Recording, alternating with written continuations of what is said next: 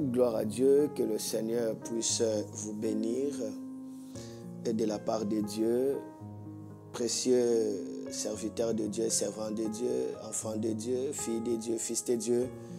Bonjour, bonjour, bonjour chez vous, bonjour, bonjour. Nous sommes dans un culte spécial où nous avons voulu passer ça dans les cadres que vous voyez et que le nom du Seigneur soit béni, soit béni, soit béni, soit béni dans ce bel cadre de l'église Martinique pour Christ. Par là, je profite déjà à saluer l'homme de Dieu, l'apôtre Goffin Lelo. Que le nom du Seigneur soit béni, soyez béni de la part de Dieu. Merci à tout le monde, même ceux qui peuvent me joindre en direct depuis la France, depuis l'Italie, depuis Congo, depuis Côte d'Ivoire, Angola, Londres. Que le nom du Seigneur puisse vous bénir. Aujourd'hui, on va passer des moments extraordinaires sous la sagesse prophétique face en l'enlèvement. En fait, c'est là le thème que nous allons développer. Entre-temps, restez connectés sous la puissance de l'Esprit de Dieu. Je vous demanderai aussi de partager pour la gloire de Dieu, de laisser à ce que ce message dans lequel nous allons clôturer aujourd'hui puisse atteindre de multitudes de personnes. Permettez-moi de prier avec vous, mais entre-temps, je vais aussi essayer de le partager. Soyez bénis de la part de notre Seigneur Jésus-Christ. Gloire à Dieu. Merci Jésus.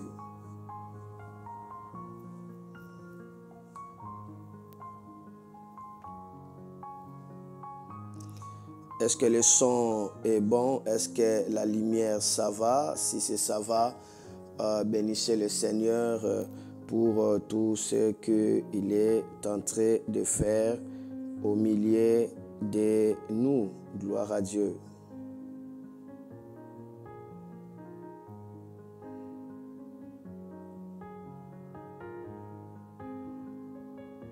Prions pour la parole de Dieu. Seigneur, merci pour ce moment que tu as oint, pour ce moment que tu as béni. Lorsque, Seigneur Jésus, que tes anges soient au milieu de nous pour accomplir la parole. Lorsque ton Saint-Esprit nous comble, nous couvre, nous oint, et que ces moments soient bénis, soient touchés par la gloire de notre Seigneur Jésus-Christ. Lorsque tu nous parles tout droit dans notre fort intérieur. Au nom de Jésus, je prie ainsi.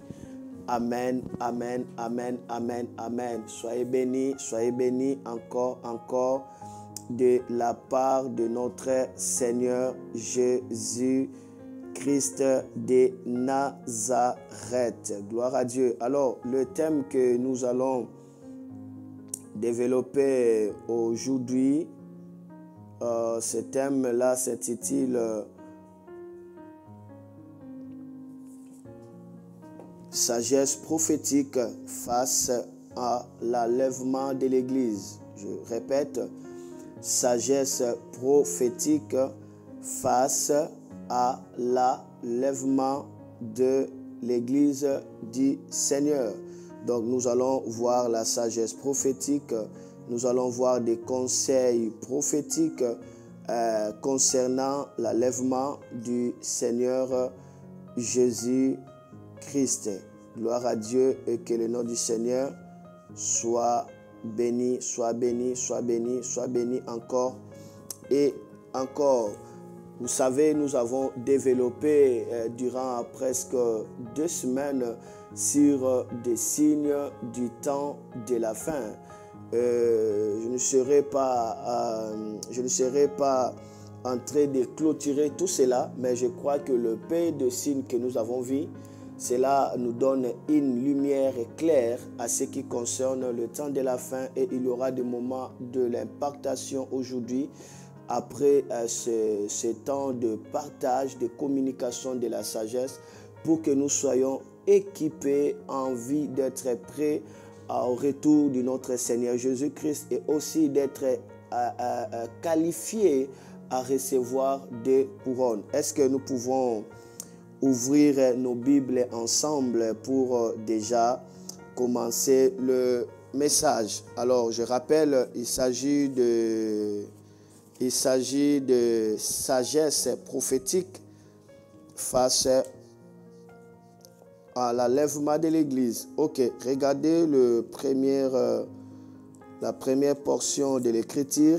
Touchons Matthieu chapitre 24, le verset 32 à 33. Matthieu chapitre 24, le verset 32 à 33. Gloire à Dieu. Je lis au nom de Jésus-Christ. Est-ce que vous êtes là? Soyez bénis de la part de Dieu. Matthieu chapitre 24, le verset 32 à 33, je lis. La Bible dit: comprenez bien la comparaison avec les figuiers. Quand les branches deviennent tendres, quand ces feuilles poussent, vous le savez, la nouvelle saison est bientôt là. De la même façon, quand vous verrez tout cela, vous devez le savoir, le Fils de l'homme sera bientôt là. Il est à votre porte. Soulignez, il est à votre porte. Donc, Jésus nous appelle à la sagesse par rapport aux signes prophétiques qui précèdent l'enlèvement. Il nous dit, faites la comparaison, utilisez la sagesse de comparaison en vue de descripter le temps ou l'époque par lesquelles moi je vais venir. Bien qu'on ne sait pas l'heure, on ne sait pas le jour, mais Jésus ne nous a pas laissé perplexes. Il nous a appelés à interroger la sagesse prophétique à travers des signes du temps pour que nous puissions découvrir le temps qui indique qu'il est à la porte. Ça, c'est l'expression qu'il a dit. Il est à la porte. Mais quels sont des signes, quelles sont des comparaisons où Jésus est en train de dire que lorsque vous voyez le figuier dont le feuille devient jaune, vous savez que bientôt là, il y aura une nouvelle saison. Et maintenant, vous devez aussi étudier des signes pour savoir que non, maintenant nous approchons d'une nouvelle saison. Il s'agit d'une saison de l'enlèvement. Jésus va nous montrer des signes, toujours dans Matthieu chapitre 24. Maintenant, versets 32 à 33, il nous a dit de faire appel à la sagesse. Et maintenant, dans le verset 10e, regardez Matthieu 24, 10 à 12. Là, maintenant, il y a certains signes qui nous montrent que le figuier est déjà jaune, les feuilles sont déjà jaunâtres. Bientôt, il y aura tout simplement la récolte. Bientôt, il y aura la nouvelle saison. Jésus va dire dans le verset 10e, il dit « Et beaucoup de gens abandonneront la foi ». Donc, lorsque les gens abandonnent la foi, c'est un signe que bientôt le Seigneur revient. Il est déjà à la porte. Il dit « Ils se trahiront les uns les autres et ils se détesteront ». Enfin, ce sont des signes que nous voyons actuellement. Nous devons tirer la sagesse prophétique par rapport à ces choses. Et Jésus dit, beaucoup de faux prophètes viendront et ils tromperont beaucoup du monde. Le mal deviendra de plus en plus fort. À cause de cela, beaucoup de gens auront moins d'amour. Ça, c'est l'un des signes qui nous montre que nous sommes à la saison de l'enlèvement. Parce qu'aujourd'hui, je vais parler sur base des conseils, sur base des sagesses prophétiques, afin de savoir se préparer pour l'enlèvement. Regardez encore le verset 37 à 44 avant de décoller pour monter directement. 37 à 44, que dit la Bible. La Bible dit toujours, nous sommes dans Matthieu 24 toujours. Maintenant, verset 37 à 44. La Bible dit ceci, quand le Fils de l'homme viendra, il se passera la même chose qu'au temps de Noé. À ce moment-là, avant la grande inondation, les gens mangeaient, buvaient, ils se mariaient ou donnaient leurs filles en mariage. Puis Noé est entré dans le bateau. Les gens n'ont rien compris jusqu'au moment où la grande inondation est venue et les a tout emportés. Quand le Fils de l'homme viendra, ce sera la même chose.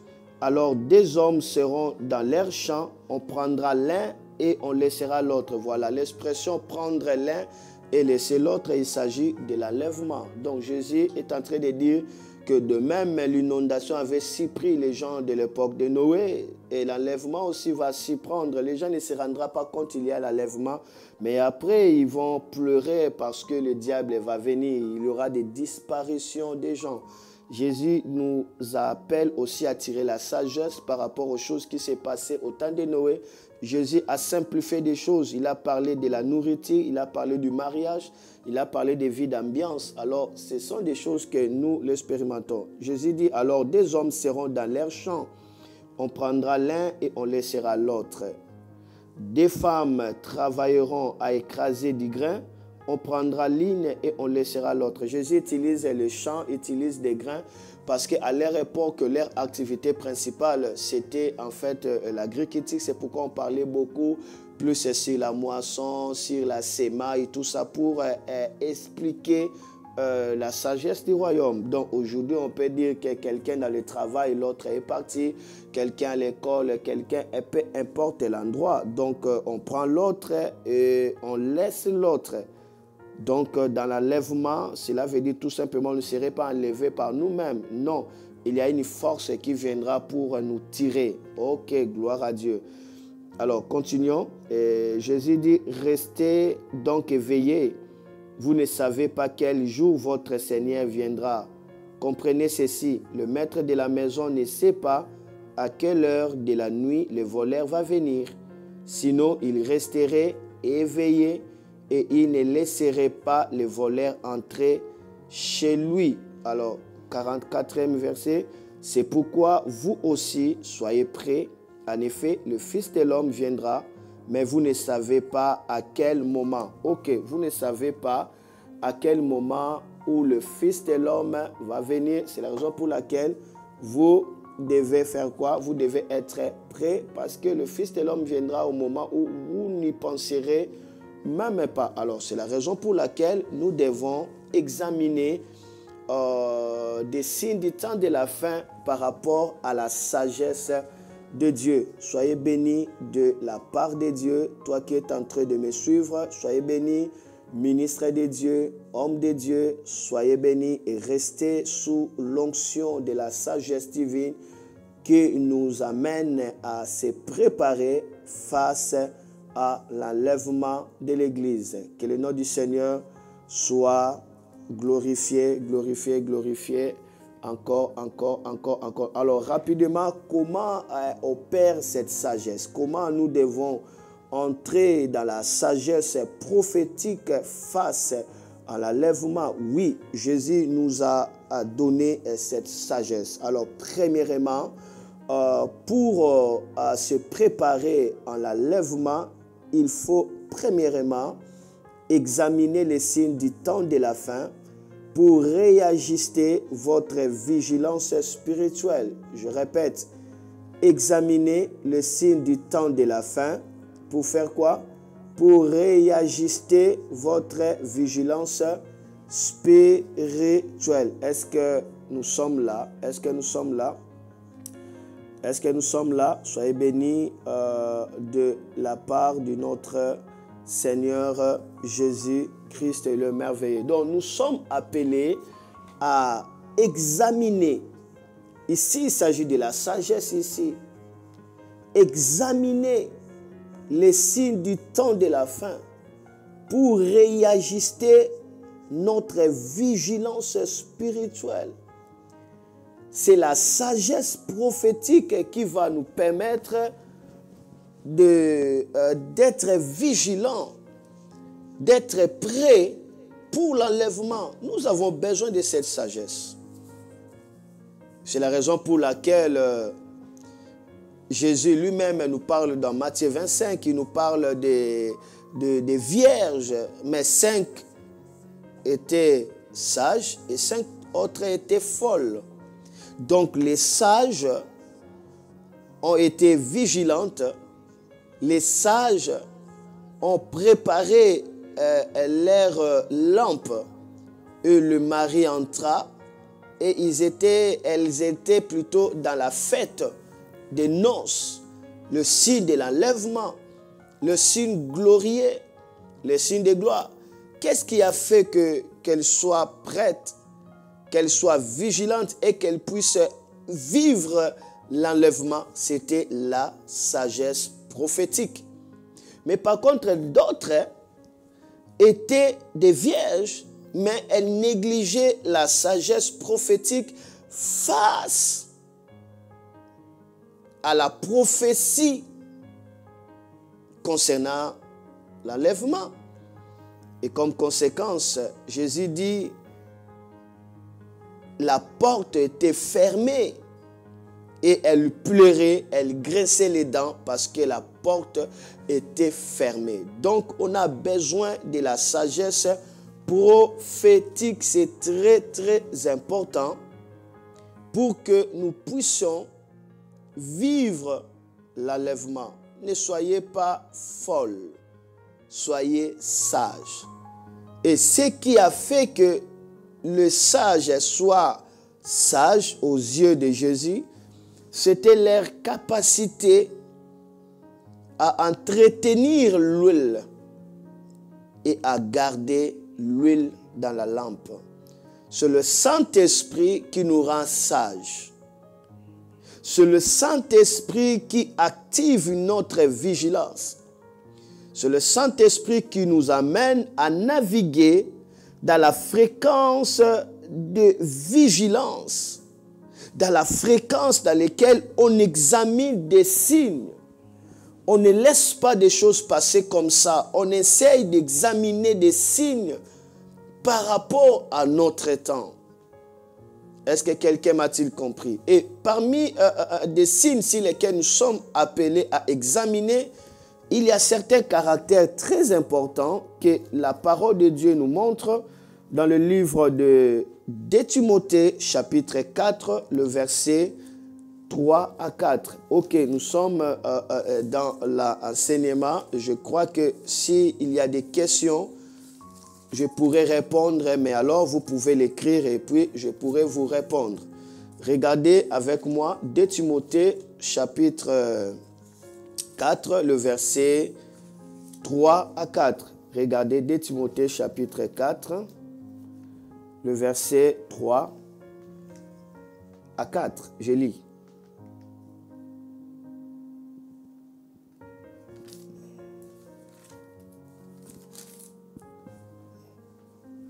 Masorobo tarabara breshotoi. Ila broshita garabo roshete gabara ushkoriate. Tu peux répéter après moi avant d'écouter ce portion de l'écriture. Dis après moi, Saint-Esprit de Dieu, imprègne mon intelligence. Saint-Esprit de Dieu, saisis mon esprit. Saint-Esprit de Dieu, remplis-moi de ta gloire. Saint-Esprit de Dieu, rends-moi sage par rapport au signe du temps de la fin. Au nom de Jésus-Christ. Amen. Gloire à Dieu. Tu l'as réussi alors que tu as répété cela. Regardez 2 Timothée, chapitre 4, le verset 3 à 4. La Bible dit ceci. En effet, un moment viendra où certains ne voudront plus écouter l'enseignement juste, mais ils suivront plutôt leurs désirs. Ils feront appel à une foule de maîtres qui leur diront ce qu'ils ont envie d'entendre. Ils fermeront leurs oreilles à la vérité et ils ouvriront pour écouter des histoires fausses. Mais toi, sois raisonnable à toutes choses. Sois raisonnable à toutes choses. Le temps viendra où les gens ne supporteront pas ce qui est juste, ne supporteront pas la vérité. Ils voudront entendre plutôt des choses qui leur plaisent. Dis-les des mensonges, mais si seulement ça correspond au désir de leur cœur, alors ils sont super contents. Ça, ce sont des signes du temps de la fin. Les gens vont fermer l'oreille à la vérité. Ils vont vouloir écouter des fables, écouter des histoires, qu'on commence à les raconter des histoires. C'est la raison pour laquelle Aujourd'hui, dans notre temps, il y a des histoires où on va voir quelqu'un en train de parler des histoires de Napoléon, des histoires de Nelson Mandela, des histoires de Sendar Senghor, de Aimé Césaire, des histoires de l'antilope, ainsi de suite, l'éléphant, des fables, des contes. On commence à parler cela et les gens crient, amen, prêchez la vérité, avance. Les gens aiment des choses qui peuvent leur exciter leur désir. Quelqu'un arrive sans pourtant ouvrir la lumière de la parole, il commence à dire, tu seras béni, tu seras élevé, dis 5 fois amen, amen, amen, amen, amen, amen. Tournez, ouh, j'ai tourné, sautez, j'ai sauté. Donc, il n'a rien dit. Il a beaucoup parlé sans rien dire, mais les gens aimeront des choses pareilles comme ça. Ce sont en fait des signes du temps de la fin. Et la Bible nous tire encore la sagesse par rapport à ça dans 2 Timothée, maintenant cette fois-ci, chapitre 3. Regardez, je vais lire le verset 1 à 3 et puis le verset 5 à 8. Nous sommes dans le premier signe de la sagesse. Je répète, examinez les signes du temps de la fin pour réajuster votre vigilance spirituelle. Nous sommes là. Alors, 1 Timothée chapitre 3, lisons le verset 1 à 3 et puis on va toucher le verset 5 à 8. La Bible dit ceci, tu dois le savoir, dans les derniers jours, il y aura des moments difficiles. Les gens seront égoïstes, amis de l'argent. Ok. Ce sont des signes que nous voyons, des moments difficiles. Les gens deviennent égoïstes, amis de l'argent. Ils se vanteront, ils seront orgueilleux, ils insulteront Dieu, ils désobéiront à leurs parents, ils ne seront plus capables de dire merci. Ça, ce sont des choses où nous les verrons, nous vivons actuellement où les gens vraiment sont ingrats, sont incapables de dire merci. La plupart des gens, pas tout le monde, il y a aussi des gens reconnaissants. Ils ne respecteront plus les choses de Dieu. Ils seront durs, sans pitié. Ils diront du mal des autres. Ils mèneront une vie de désordre. Ils seront cruels, ennemis du bien.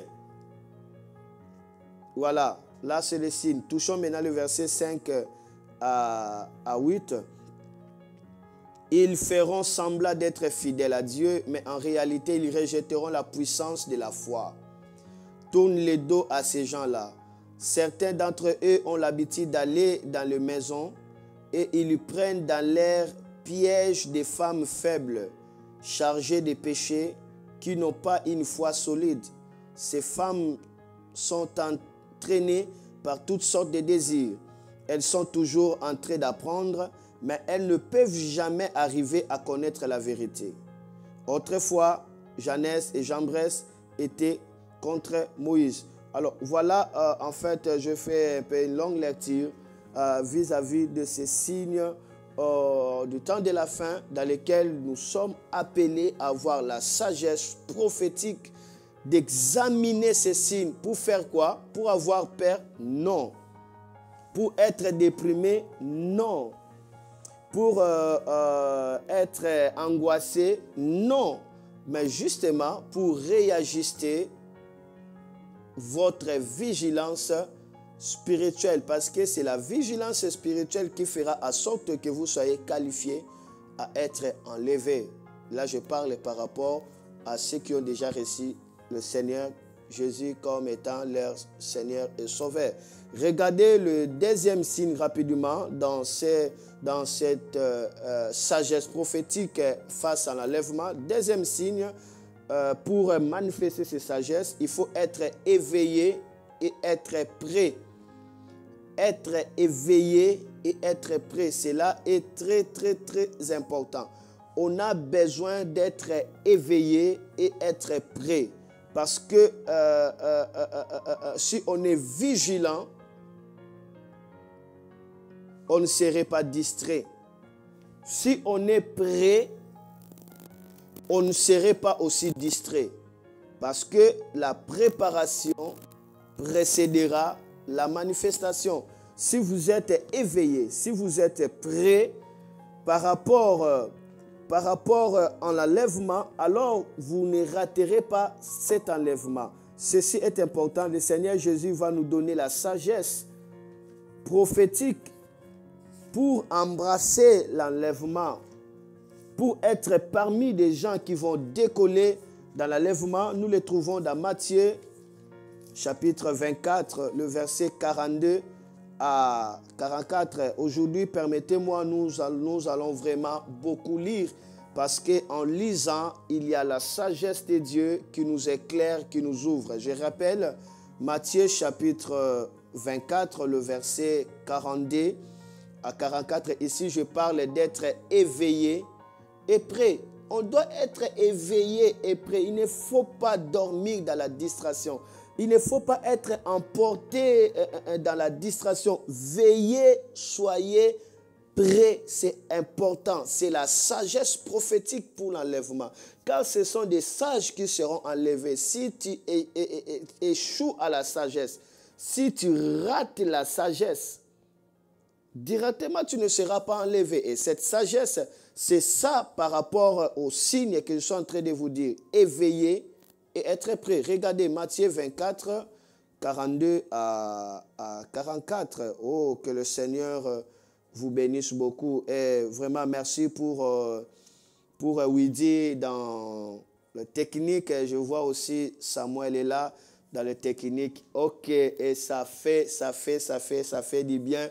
Soyez bénis, soyez bénis, soyez bénis encore de la part de Dieu. Nous sommes dans l'école de la sagesse prophétique face à l'enlèvement de l'Église. Est-ce que quelqu'un est content? Est-ce que quelqu'un est sous la bénédiction du ciel? Oui, je dis Amen, Amen, Amen. Alors, dans des lives comme ça, ayez toujours l'habitude de déclarer des paroles, de dire Amen, de dire Alléluia, de dire le Seigneur te bénisse, au lieu seulement de dire bonjour, bonjour famille, bonjour famille. Non, on dit bonjour famille lorsque tu entres, tu dis bonjour, mais soyez là, il faut dire Amen, il faut dire avance, il faut dire c'est la vérité, il faut dire oh Seigneur, fais quelque chose pour moi. Ceci est très important au lieu seulement de dire bonjour, bonjour, bonjour. Non, il faut parler, il faut exprimer.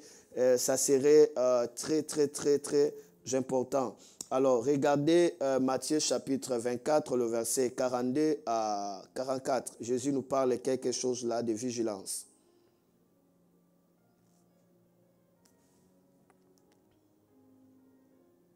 Il dit ceci. Je commence d'abord le verset 40 pour que nous puissions avoir l'idée. Alors, des hommes seront dans leurs champs, on prendra l'un et on laissera l'autre. Des femmes travailleront à écraser du grain, on prendra l'une et on laissera l'autre. Pourquoi on prend l'une et on laisse l'autre? Pourquoi on prend l'une, on laisse l'autre? Pourquoi on prend l'un et on laisse l'autre? Donc, l'enlèvement, c'est une force qui va nous tirer. Mais qu'est-ce que nous devons faire pour être attirés, pour ne pas rater cela? Si l'enlèvement était comme quelque chose d'échange, quelque chose de cadeau, Jésus n'allait pas donner tous ces signes. Si Jésus a donné tous ces signes, c'est pour que nous puissions mettre en œuvre le salut que nous avons reçu.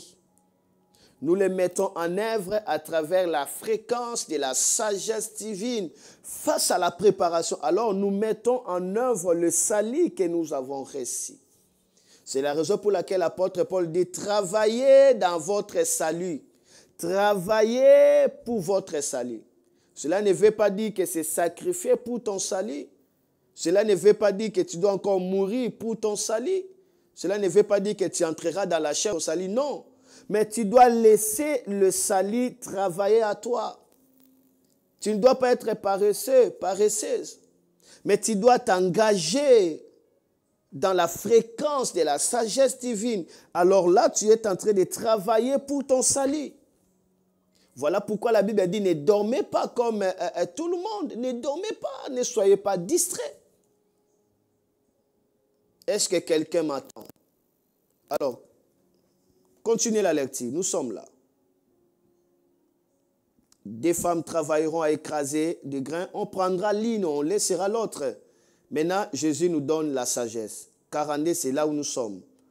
Restez donc éveillés. Vous ne savez pas quel jour votre Seigneur viendra.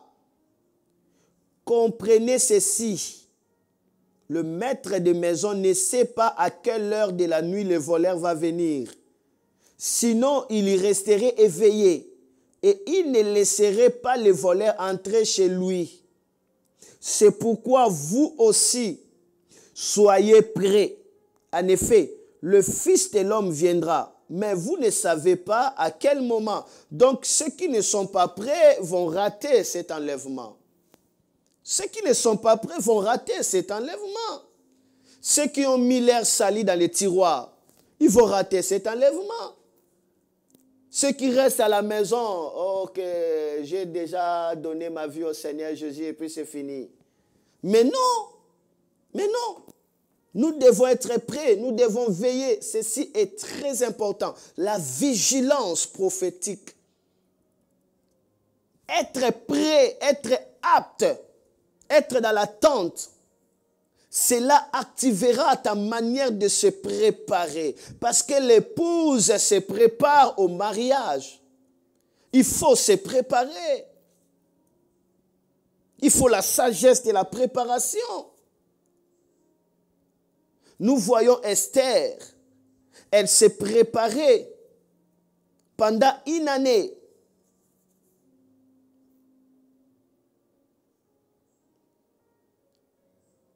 On lui donnait des leçons, des conseils, comment parler, comment attirer la faveur du roi, comment s'habiller. Et il y avait 6 autres mois que pour des maquillages, pour des beautés, afin qu'elle soit belle aux yeux de son mari, aux yeux de celui qui doit être son époux. Et Esther avait trouvé grâce d'être à côté de Haggai, lui qui était l'unique qui connaissait les secrets du roi, qui connaissait les désirs du cœur du roi, qui connaissait les goûts du roi.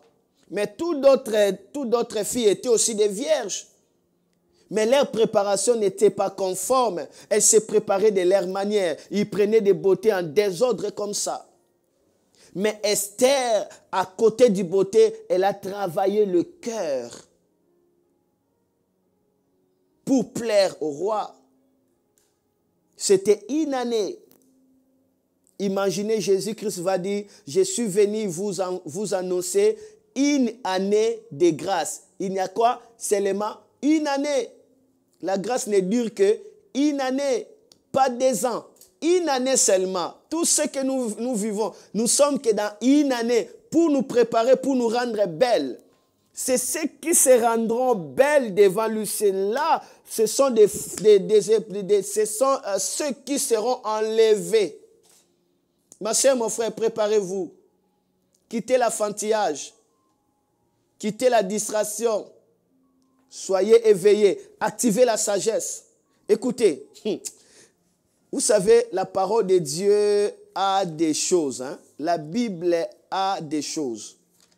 A des choses dans lesquelles nous sommes appelés à imprégner pour saisir la pensée prophétique de Dieu. Regardez avec moi un passage que je suis en train de chercher ici qui va nous booster à être prêts pour le Seigneur. Je touche ça ici rapidement. Regardez avec moi comment se préparer. Cantique des cantiques, ça en fait, cela n'a pas été prévu. Mais regardez, le Saint-Esprit m'a donné ce passage. Regardez, cantique des cantiques. Cantique des cantiques.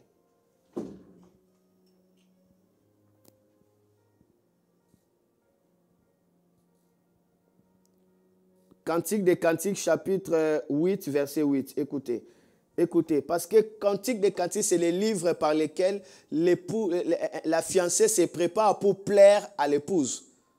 Dans le Cantique des cantiques, on est en train de célébrer l'amour du fiancé vis-à-vis de son fiancé. C'est pourquoi parfois il y a une fille qui chante pour son fiancé. Le fiancé aussi commence à chercher sa fiancée. Donc il s'agit des relations de l'Église vis-à-vis de Jésus. Ici, ce sont des paroles d'amour, mais il y a certaines personnes qui prennent des paroles des cantiques. Oh chérie, tu es belle comme la gazelle, tes yeux rondes comme l'amandier, tu es ceci. Et les gens prennent ça pour dire ça à leur femme. Non, ça c'est l'amour de Jésus vis-à-vis de son Église. C'est cela en fait, Cantique des Cantiques. Maintenant, regardez Cantique des Cantiques, chapitre 8, le verset 8. Gloire à Dieu. Je ne sais pas, Samuel, s'il te plaît, est-ce que là-bas, les gens de ma chaîne YouTube, est-ce qu'ils sont en train de suivre? Je ne sais pas, est-ce que là-bas ça passe? Elles suivent? Hein? Ok, ça va, bon, parce que ces derniers temps, j'utilise que Facebook, je n'ai pas utilisé. Je commence à utiliser alors. Si vous suivez, partagez, s'il vous plaît, si vous êtes là. Les gens de France, Italie, Angola, ainsi de suite, vous me suivez. Partagez, nous sommes ensemble. Que le nom du Seigneur soit béni. Est-ce que vous pouvez partager? Vous pouvez m'aider à partager parce que moi, je n'arrive pas à signaler sur ma page. Ok, je le ferai peut-être après. Alors, regardez Cantique des Cantiques, chapitre 8. Ok, Cantique 8. Cantique des Cantiques, chapitre 8. Ok, écoutez ici, une question terrible. Nous avons une petite sœur qui n'a point encore de mamelles. Que ferons-nous de notre sœur les jours où on la recherchera? Ça, c'est grave, ça. Aïe, aïe, aïe, aïe, aïe, aïe, aïe. Les grands frères sont en train de se plaindre. Les pasteurs se plaignent. Mais nous avons une petite sœur. Jusque-là, elle n'a pas encore de mamelles. Mais les jours où on va la rechercher au mariage, les jours où son époux viendra pour la marier, on fera quoi parce qu'elle n'a pas de mamelles? Vous savez, lorsque les grands frères, lorsque les gens de la famille commencent à se plaindre pour la mamelle de celle qui sera mariée, c'est qu'il y a quelque chose qui ne marche pas là-bas. C'est que leur fille a déjà atteint l'âge de la maturité, l'âge où ses mamelles seront mûries, mais jusque-là, on ne voit pas de mamelles. Or, ce qui plaît à l'époux, c'est les mamelles, selon cette parole. Pour trouver grâce à ses yeux, pour être agréable à ses yeux, il faut qu'il y ait les mamelles. Sans les mamelles, tu ne seras pas agréable devant Jésus. Tu rateras l'enlèvement. C'est la raison pour laquelle ici, on parle de la sagesse prophétique. Face à l'enlèvement, il faut qu'il y ait la mamelle, des mamelles, le deux mamelles. On nous parle aussi les mamelles, pas une mamelle. Je répète, nous avons une petite sœur qui n'a point encore de mamelles. Hey, que ferons-nous de notre sœur les jours où on la recherchera? Mais par contre, dans le verset 10e, mets virgule là-bas, maintenant le verset 10e, regardez. Ici, quelqu'un a déjà les mamelles et elle est contente. Regardez maintenant le témoignage de cette fille qui a des mamelles. Cantique des Cantiques, maintenant 8, 10. Qu'est-ce qu'elle dit? Elle dit ceci. Hey. Woo. Hey. Si quelqu'un m'écoute là, écrit c'est une question de mamelles. Waouh! C'est terrible ici, c'est terrible. C'est une question de mamelles. Alors vérifiez, est-ce que tu as des mamelles? Aïe, aïe, aïe, aïe, aïe, aïe, aïe, aïe. Maintenant, ici, verset 10e. Qu'est-ce qu'il dit? Je suis un mûr, quelqu'un mature. Et mes seins sont comme des tours. J'ai été à ses yeux comme celle qui trouve la paix. Oh, donc pour trouver la paix à l'époux, il faut que tes seins soient comme des tours. Quel genre de seins qui est là, élargi, bien bâti comme des tours? Quel genre de seins comme ça qui peut te faire trouver, grâce à ses yeux, que tu trouves la paix, que tu sois emporté directement. Comprenez bien que les saints, s'il y a seulement deux choses dans les saints, c'est la parole et l'esprit. Aïe, aïe, aïe. La parole et l'esprit, c'est ça les deux mamelles. Tu as besoin de la parole et de l'esprit pour trouver la paix aux yeux de ton Seigneur Jésus. Si la parole et l'esprit n'est pas encore développé en toi, tu rateras l'enlèvement. La parole et l'esprit. C'est pourquoi Jésus va parler de 5 vierges sages. Et elle avait la lampe et l'huile. Gloire à Dieu. La lampe, c'est la parole de Dieu, car la parole est une lampe.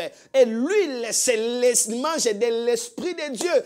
Parce que ces vierges avaient l'huile et la lampe, avaient le Saint-Esprit et la parole, il devait être enlevé. Mais d'autres avaient que la parole, mais n'avaient pas le Saint-Esprit. Elles sont restées pour être sages, développer les deux mamelles. Quelqu'un dit des mamelles. Quelqu'un dit des mamelles pour trouver plaisir. À Jésus, les deux mamelles doivent être là. La parole et l'esprit. Nul ne peut voir le royaume de Dieu s'il n'est né d'eau et d'esprit. Naître d'eau, c'est naître de la parole. Naître d'esprit, c'est naître du Saint-Esprit. La parole et l'esprit doivent marcher de pair. De pair. Des vierges folles, ce sont des vierges qui s'attachent à l'écriture. Moi, c'est la parole, l'écriture, l'écriture, l'écriture, l'écriture, l'écriture, l'écriture, l'écriture, étude, étude, étude, étude, étude. Ils n'ont pas de culte. Pour eux, le Saint-Esprit, non. Ne parlez pas en langue, c'est du désordre. Ne prophétisez pas, c'est du désordre. L'onction, non, non, non, non, ce sont vos histoires, vos histoires. Vos histoires. La puissance est de non, non, non, non, non. Ce sont des histoires.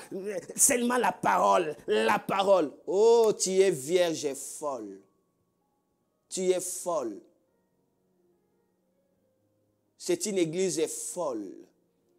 Une église sage, c'est une église qui développe les deux mamelles. La parole et l'esprit. Jésus a dit clairement à Nicodème. Nicodème dit, que ferais-je pour avoir le royaume, pour monter au ciel? Jésus dit, il faut naître d'eau et d'esprit. Si tu ne nais pas d'eau et d'esprit, tu n'entreras pas. Tu n'entreras pas. Voilà pourquoi aujourd'hui le Seigneur nous parle ici, la sagesse prophétique.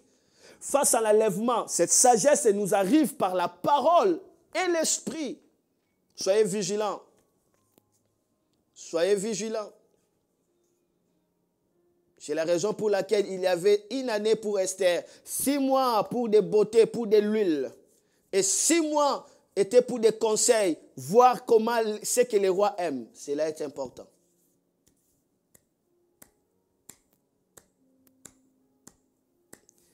Et troisième signe de la sagesse prophétique face à l'enlèvement,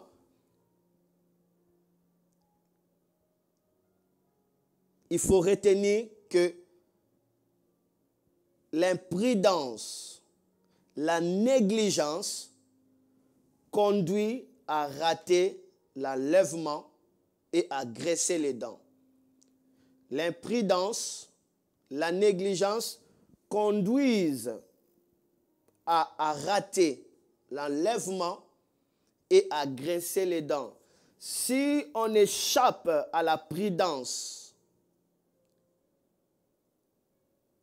si on est imprudent, on est négligent, donc on se dirige dans une route dangereuse où on risquera de rater l'enlèvement et de grincer les dents. Notre Seigneur nous a donné cette sagesse. Matthieu chapitre 24, le verset 48 à 51. Est-ce que quelqu'un est avec moi? Est-ce que quelqu'un m'écoute là? Est-ce que quelqu'un est avec moi? Si tu es avec moi, dis Alléluia, je t'entends, avance, avance. Gloire à Dieu. Olaba shatakarisoma. Rekete kalabarisua. Rekeporia brobonomoshara. Ria baba bori manduri. Reke barabara warabrebobo. Waramanda rabababa bobo riabono shaya.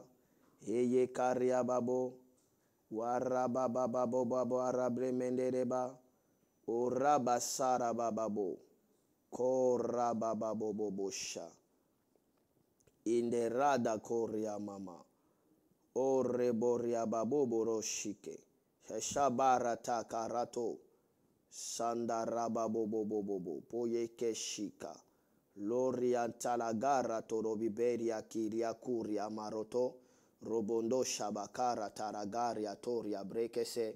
Retekete lemi maradu araba baba bobo. Heya faya garia. Merci Jésus. Merci Jésus. Ah, quelle présence de Dieu. Quelle puissance de Dieu. Regardez la sagesse de notre Seigneur Jésus-Christ. Personne n'a parlé comme lui. Qu'est-ce que je dis là? Matthieu chapitre 24, le verset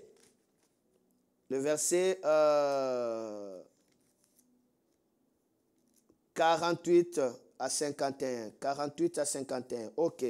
Quelqu'un peut m'aider à écrire là-bas pour aider les autres. Écrivez Matthieu chapitre 24, le verset 48 à 41. Je rappelle, nous sommes dans la sagesse prophétique face à l'enlèvement de l'Église. Première sagesse, c'est examiner les signes du temps de la fin pour réajuster votre vigilance spirituelle. Deuxième sagesse, c'est être éveillé et prêt. Et maintenant, troisième sagesse, il faut retenir que l'imprudence, la négligence conduit à rater l'enlèvement et à grincer le dent. Est-ce que ça va? Est-ce que j'avance?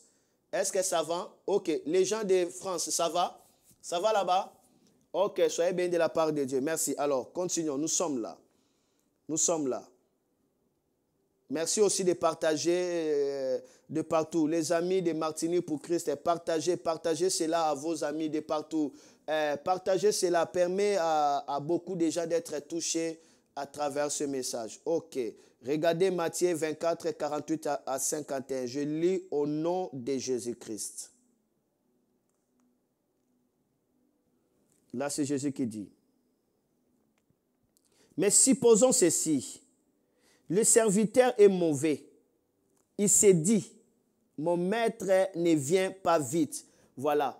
Un serviteur mauvais, un serviteur méchant pour Jésus, c'est celui qui dit, ah non, Jésus ne vient pas vite, Jésus ne vient pas bientôt. On a déjà dit depuis longtemps qu'il vient bientôt. Est-ce que Jésus vient? Est-ce que Jésus vient? Jésus ne vient pas bientôt. Non. Cette attitude pour Jésus, cela veut dire tout simplement que la personne devient méchant. Ce serviteur devient méchant pour le Seigneur. Alors, des choses qui concernent l'enlèvement, il ne faut pas les banaliser. Souvent, nous avons l'habitude de banaliser ça. Il y a même certains messagers, certains prédicateurs, sous l'ambiance de la prédication, ils commencent à déclarer des choses qui ne sont pas conformes. D'autres disent que non, il faut se marier ici. Au ciel là-bas, il n'y a pas de mariage. Au ciel là-bas, il n'y a pas de voiture. Il faut avoir la voiture ici. Il faut avoir la parcelle ici. Mais pourquoi pour motiver les gens à avoir la voiture, il faut seulement les comparer au ciel. Toi, tu compares la gloire de la terre à la gloire du ciel. Ça, ce n'est pas sérieux. Ça, c'est être méchant. Lorsque nous sommes en train de prêcher au peuple de Dieu, que non, tu sais, il faut se marier ici parce qu'au ciel, il n'y a pas de mariage. Il faut avoir des enfants ici parce qu'au ciel, là-bas, on n'aura pas des enfants. Il faut avoir la voiture ici parce qu'au ciel, il n'y a pas de voiture. Hein. Mais non. Donc, nous sommes en train de concevoir le ciel comme un endroit de souffrance, comme un endroit de monotonie, comme un endroit où on sera dans la routine. Non, ça c'est une mauvaise conception de trouver le ciel. Le ciel, ce n'est pas comme ça. Lisez bien la parole de Dieu, tu comprendras. que le ciel, il y aura tout ce que nous voyons ici. Dans le ciel, ça sera, mais de manière perfectionnée, de manière très glorieuse. C'est pourquoi beaucoup de gens n'ont pas l'intérêt au ciel. Parce qu'ils pensent qu'au ciel là-bas, on fera que chanter, chanter, chanter 24 heures sur 24. Ce sont des faux enseignements. Ce n'est pas ce que la parole de Dieu dit. Ce n'est pas ça.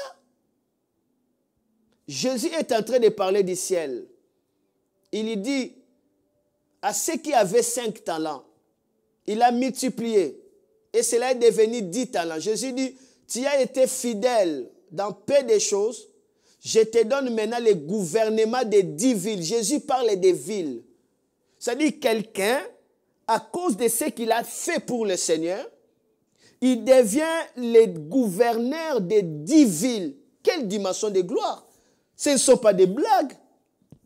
Ce ne sont pas des rêveries. Ce sont des choses réelles. Le gouvernement des 10 villes. L'apôtre Paul dit, il y a des athlètes, des sportifs. Ils combattent.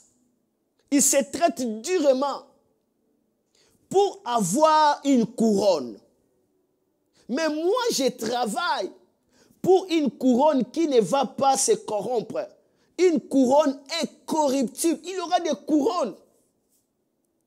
Il faut retenir ceci. Au ciel là-bas, on ne va pas toujours chanter. C'est pourquoi beaucoup de gens pensent qu'au ciel là-bas, les anges ne font que chanter 24 heures sur 24. Au ciel là-bas, il y aura un temple qu'on appelle le tabernacle, qu'on appelle le temple du ciel.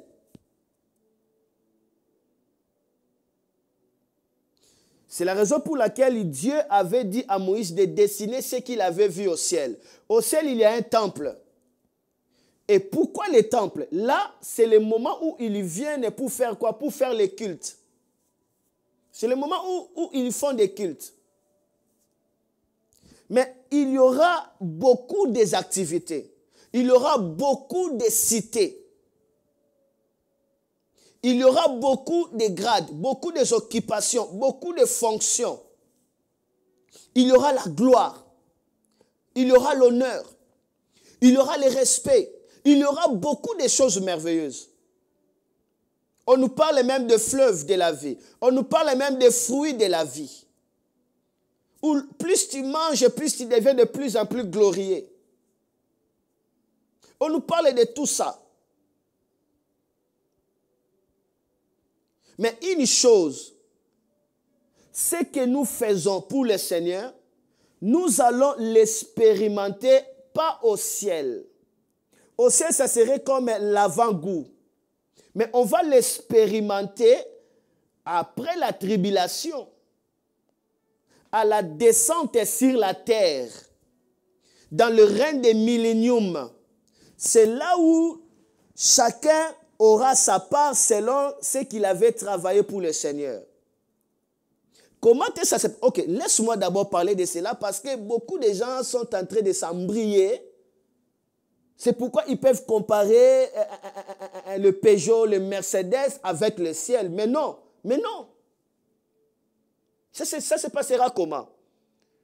Nous serons au ciel pour s'échapper au moment des tribulations. Et là, on serait dans la gloire, dans la joie, dans le mariage de l'époux.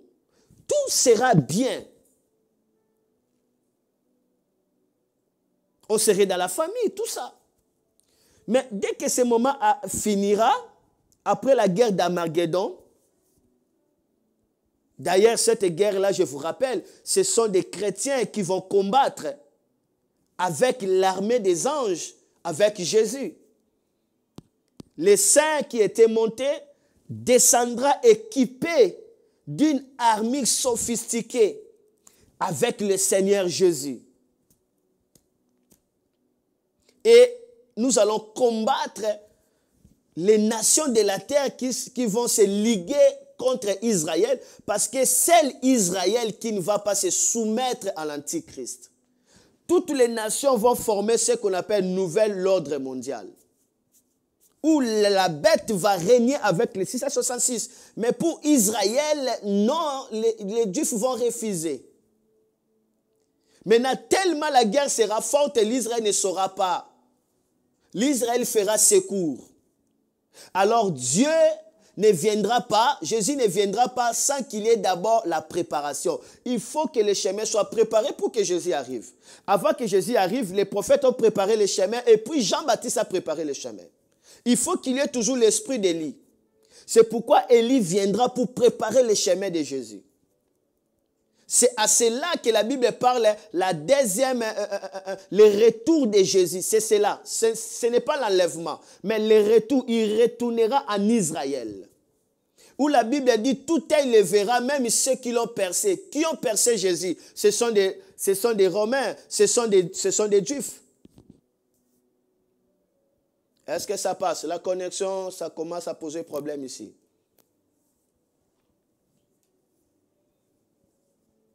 Est-ce que ça passe là-bas? Ok. Ça passe. Ça passe. Est-ce que j'avance? Alors, permettez-moi un peu de parler de cela. Je crois que c'est hyper important. Hyper important. Et après cette guerre, l'armée des saints sera vainqueur. Satan sera lié. Toute cette race-là sera consumée, sera détruite. Alors, le Seigneur fera quoi? Le Seigneur va maintenant transformer Jérusalem.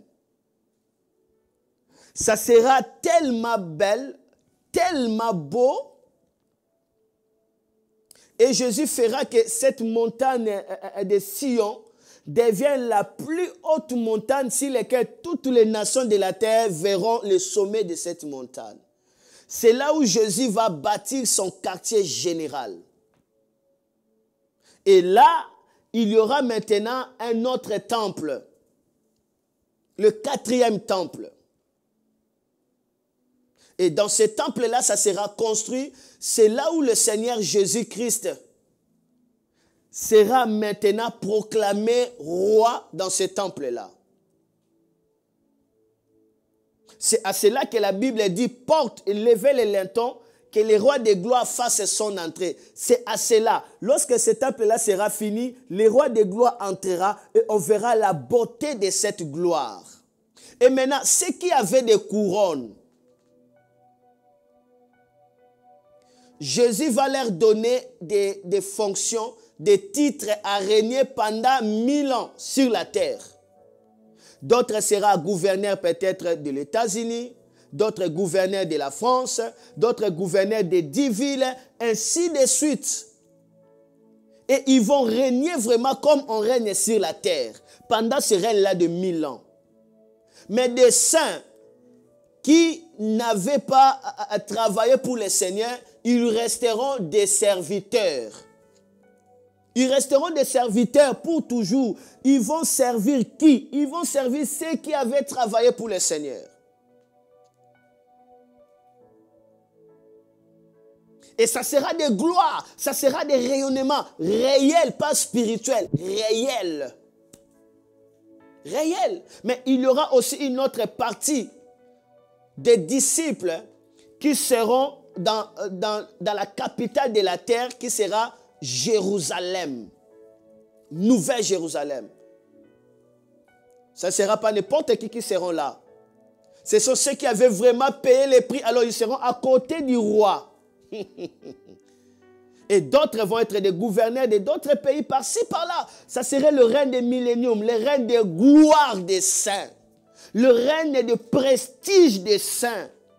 Où on va voir un saint avec les corps du soleil, l'autre avec les corps de la lune, l'autre avec les corps des étoiles, l'autre avec des corps de Mercure. Il y aura des corps et chacun aura un type de corps glorieux par rapport à la manière dont il a servi le Seigneur, à la manière dont il s'est investi dans l'œuvre de Dieu. Ça serait comme ça. Et pendant ce moment de millénaire, il n'y aura pas de témoignages. Les témoignages seront seulement par les corps qui vont porter par la gloire. On saura que tel avait vraiment payé les prix.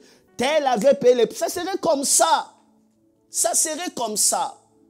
Et il y aura d'autres qui seront là, toujours là, en train de contempler les autres pour 1000 ans, pour toujours. Pour toujours.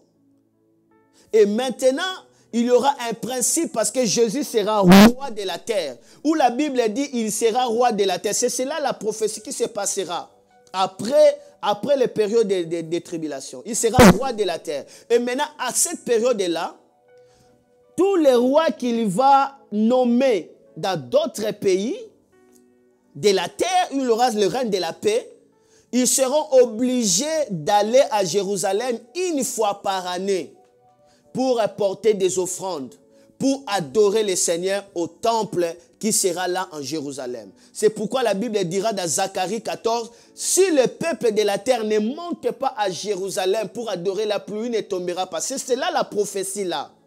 Où la Bible dit il y aura même des autoroutes, des nouvelles autoroutes qui vont dépasser tout ce que vous voyez là. La Bible dit il y aura une route depuis l'Égypte jusqu'à Jérusalem, jusqu'à Syrie, jusqu'au Congo.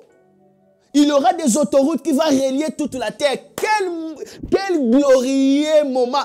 Quel glorieux. Alors, tu es en train de me dire que non, toi là-bas, si tu n'as pas la voiture ici, la terre, est-ce qu'au ciel, mais tu ne comprends pas la parole de Dieu, on va régner sur la terre. Mais pour régner sur la terre, il faut payer les prix sur la terre pour le Seigneur.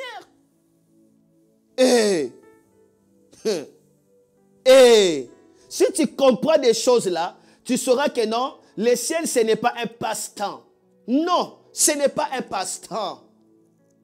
C'est un moment de gloire, un moment de récompense, un moment de privilège, un moment terrible de manifestation. Des manifestations. Il y aura aussi à ce moment-là aussi des punitions. Pour certaines personnes qui ne vont pas venir à Jérusalem, on va les punir par des gouverneurs qui seront là. Ouh, quel moment! Quel moment! Alors, le ciel est incomparable. Amen.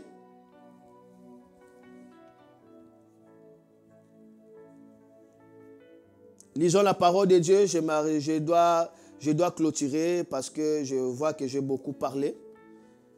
Je dis, la sagesse nous pousse à comprendre que l'imprudence, la négligence conduit à rater quoi? L'enlèvement et à grincer les dents.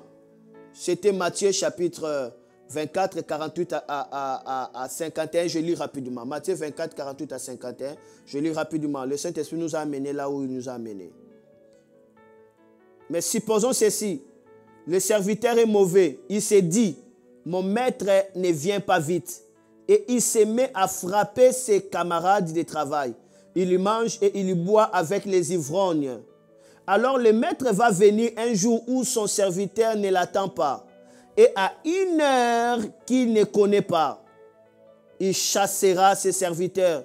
Il les punira comme Dieu punit les hommes faux. Et le serviteur pleurera et graissera des dents. Il pleurera et graissera les dents. Il sera puni, pleurera parce que quoi? Il était imprudent, il était négligent par rapport au jour du Seigneur. Et cela le conduit à rater l'enlèvement et à graisser les dents. Et quatrième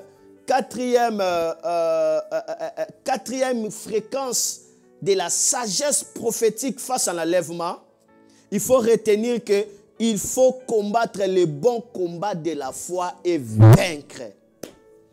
Combattre le bon combat de la foi et faire quoi? Et vaincre. Ça, c'est la quatrième sagesse qui te permettra à être prompt à l'enlèvement. Combattre le bon combat de la foi et faire quoi? Et vaincre. Regardez 2 Timothée chapitre 4 verset 7 à 8. 2 Timothée 4, 7 à 8. Ok, nous continuons aujourd'hui parce que il n'y a pas l'adoration, il n'y a pas de toutes des cérémonies, alors tout est réuni là. Donc dans la parole là, en train d'adorer dans ton esprit, et dans la parole là, écouter des communiqués célestes, et dans le message là, en train de prier, et dans le message là, écouter des prophéties, tout est là. Je suis là, à l'aise et tranquille, jusqu'à ce que je dois finir. Mazorobo sarababa boriate karia. Élève ta main, déclare après moi, Seigneur Jésus, fais couler mon esprit dans la sagesse prophétique face à l'enlèvement. Au nom de Jésus. Amen. C'est merveilleux. Ah, Sarado, Rakabaradarababu.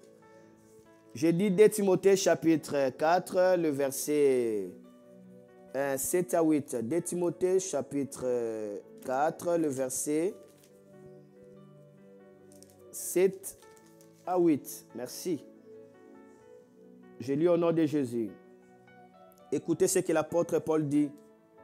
Il faut d'abord combattre les bons combats de la foi et vaincre. Là, c'est la sagesse face à l'enlèvement. C'est ceux qui vont expérimenter l'enlèvement. Ok, je lis. Écoutez. J'ai combattu les beaux combats. J'ai fini ma course. J'ai gardé la foi. Ah, j'aime la parole de Dieu. Hein? Écoutez. J'ai combattu les beaux combats. Pas les bons, mais les beaux combats. Donc, il y a un combat beau.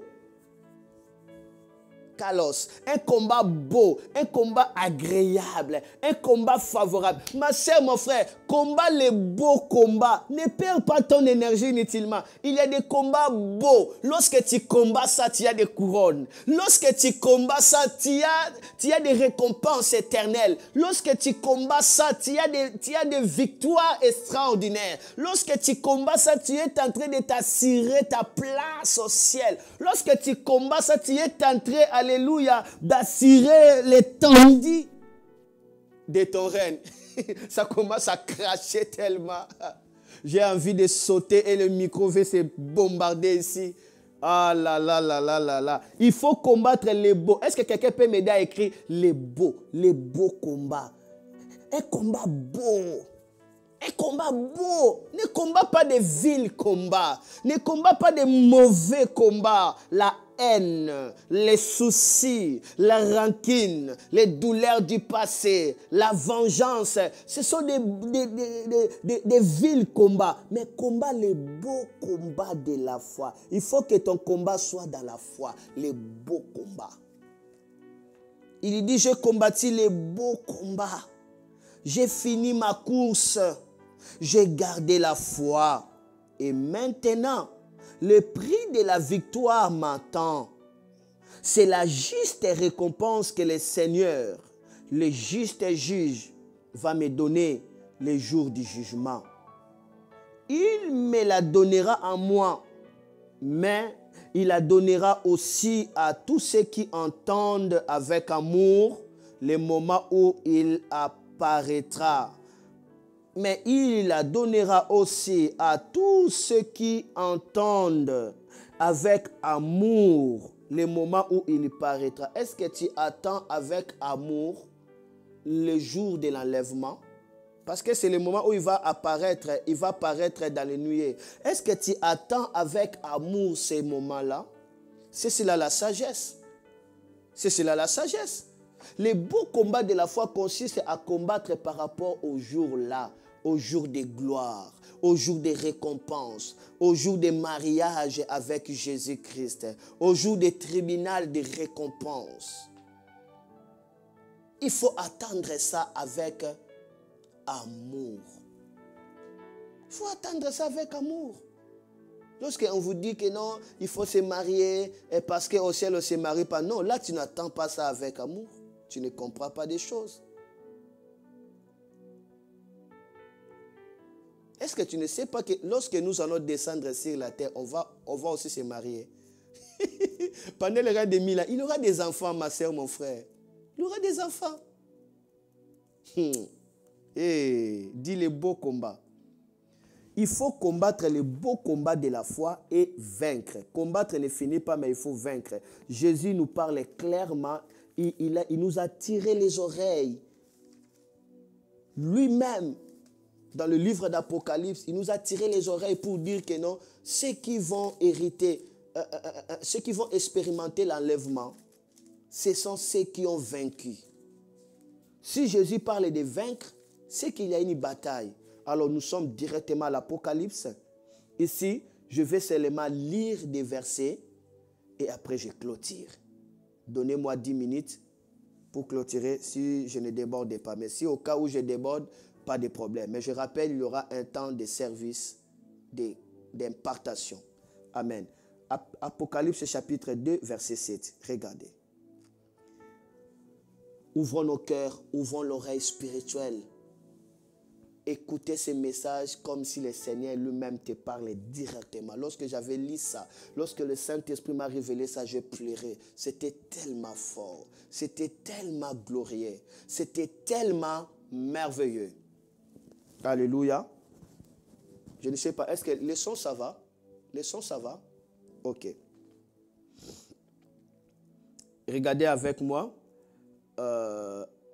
Apocalypse chapitre 2, le verset 7. Qu'est-ce qu'il dit? Au vainqueur, c'est Jésus qui dit ça. Au vainqueur, je donnerai à manger les fruits de l'arbre de vie qui est dans le jardin de Dieu. Ok. Au vainqueur, je donnerai à manger les fruits de l'arbre de vie qui est dans le jardin de Dieu. Au vainqueur. Au ciel, il y aura aussi les jardins. Les jardins là qui étaient disparus en Éden. Parce que la Bible nous parle aussi, Satan était en Éden. Selon Ézéchiel 28 et aussi Ésaïe 14, on nous parle que tu étais en Éden, le jardin de Dieu. C'est pourquoi lorsque Satan a vu l'homme en Éden, il a fait tout pour que l'homme sorte de l'Éden. Mais Jésus dit au vainqueur, je donnerai à manger les fruits de l'arbre de vie qui est dans le jardin d'Éden. Il faut vaincre pour avoir ce genre de fruits merveilleux. Au vainqueur, on doit vaincre. Regardez maintenant le verset 17. Apocalypse 2, 17. Celui qui a des oreilles, qu'il écoute ce que l'Esprit Saint dit aux églises. Au vainqueur, je donnerai de la manne cachée. Ça dit quelque chose qui étonne. La manne veut dire en grec manourum. Cela veut dire qu'est-ce que c'est? Quelque chose de meilleur, quelque chose qui étonne. Jésus donnera ce genre de nourriture. Je donnerai à chacun un caillou blanc. Et sur ce caillou, un nom nouveau sera écrit. Personne ne connaît ce nom, sauf celui qui le reçoit. Il y aura un caillou blanc, il y aura un nom nouveau. Tu auras un nom de gloire. C'est comme des médailles. Merveilleux. Personne ne connaîtra ce nom, sauf celui qui les reçoit. Ça sera comme des cartes d'immatriculation. C'est merveilleux pour expérimenter tous ces cartes d'immatriculation, tous ces merveilleux moments ici, tous ces cadeaux de Jésus. La Bible dit, il faut vaincre. Il faut faire quoi? Vaincre. Au vainqueur. Au vainqueur. Merci. Regardez avec moi encore Apocalypse chapitre 2. Touchons maintenant le verset 25 à 29. Apocalypse 2, 25 à 29. Apocalypse maintenant 2, 25 à 29. Je lis. Mais ce que vous avez, gardez-les solidement jusqu'à ma venue. Ceux qui continueront à me servir jusqu'à la fin, voilà le vainqueur. Et je leur donnerai le pouvoir que je reçus de mon Père. Écoutez. Ce que vous avez, gardez-les solidement jusqu'à ma venue. Ne perdez pas vos dons. Ne perdez pas votre foi. Ne perdez pas ce que vous avez. Ne permettez pas à Satan de vous les ravir. Gardez-les jusqu'à ma venue. Et Jésus continue, dit, ceux qui continueront à me servir jusqu'à la fin. Donc, il y aura ceux qui vont abandonner. Non, il faut continuer à servir le Seigneur jusqu'à la fin. Il ne faut pas démissionner. Il ne faut pas démissionner. La parole est claire, ça c'est la sagesse prophétique. Face à l'enlèvement, continuez à servir le Seigneur, qu'il lui plaît, qu'il y neige. Pendant les bons moments, pendant les mauvais moments, continue à servir. Si Jésus dit de continuer, c'est qu'il y aura des opportunités qui empêcheront beaucoup de gens à continuer à servir le Seigneur. Je lis, je sais que le Saint-Esprit nous parle. Ceux qui continueront à me servir jusqu'à la fin, voilà les vainqueurs. Qui sont les vainqueurs? Ceux qui continuent à servir le Seigneur jusqu'à la fin. Est-ce que vous savez qu'il y a de la sanctification dans le service de Dieu? Est-ce que vous savez qu'il y a de la dédicace dans le service de Dieu? Est-ce que vous savez qu'il y a plus de lumière lorsqu'on sert le Seigneur? Il y a plus de gloire lorsqu'on sert le Seigneur. Il y a plus d'éclat dans le service du Seigneur. Ceux qui continueront à me servir jusqu'à la fin, voilà les vainqueurs. Je leur donnerai le pouvoir que je reçus de mon Père. Je leur donnerai le pouvoir sur le peuple. Ici, c'est ce que je venais de vous dire. Le pouvoir sur le peuple de la terre. Et Jésus précise, ils les dirigeront. Ils les dirigeront très durement. Et ils les briseront comme on brise des plats à terre. Je leur donnerai également l'étoile du matin. Ici, les peuples qui seront brisés, ce sont des gens qui seront dans l'équipe de l'Antichrist, où les saints vont les combattre, vont les briser. Mais il y aura des saints qui rateront l'enlèvement. Ces saints-là vont rester dans d'autres pays du monde. Et ils vont se multiplier pendant la période de quoi? De millénium. Il y a d'autres qui seront ressuscités, où la Bible parle des 110 saints vont réclamer la vengeance. Ils seront ressuscités. Ils seront ressuscités pour ensemble régner pendant 1000 ans. Mais enfin, dans leur règne, ils vont seulement régner comme ça, mais ils n'auront pas de couronne, ils n'auront pas de place à régner. Ils seront là pendant le règne de 1000 ans, mais ils ne vont pas régner. Ils seront là pendant le règne de 1000 ans. Qui vont régner? C'est ceux qui étaient enlevés. Ce sont là des gens qui vont régner. C'est pourquoi Jésus dit, je leur donnerai également l'étoile du matin. Or, Jésus, on l'appelle l'étoile brillante du matin. Je leur donnerai également quoi? L'étoile du matin. Celui qui a des oreilles, qui l'écoute, c'est que l'Esprit Saint dit aux églises. Touchons encore pour aller rapidement. Apocalypse chapitre 3. Maintenant, le verset 5 à 6. Apocalypse 3, 5 à 6. Regardez. Je suis dans la 4e sagesse.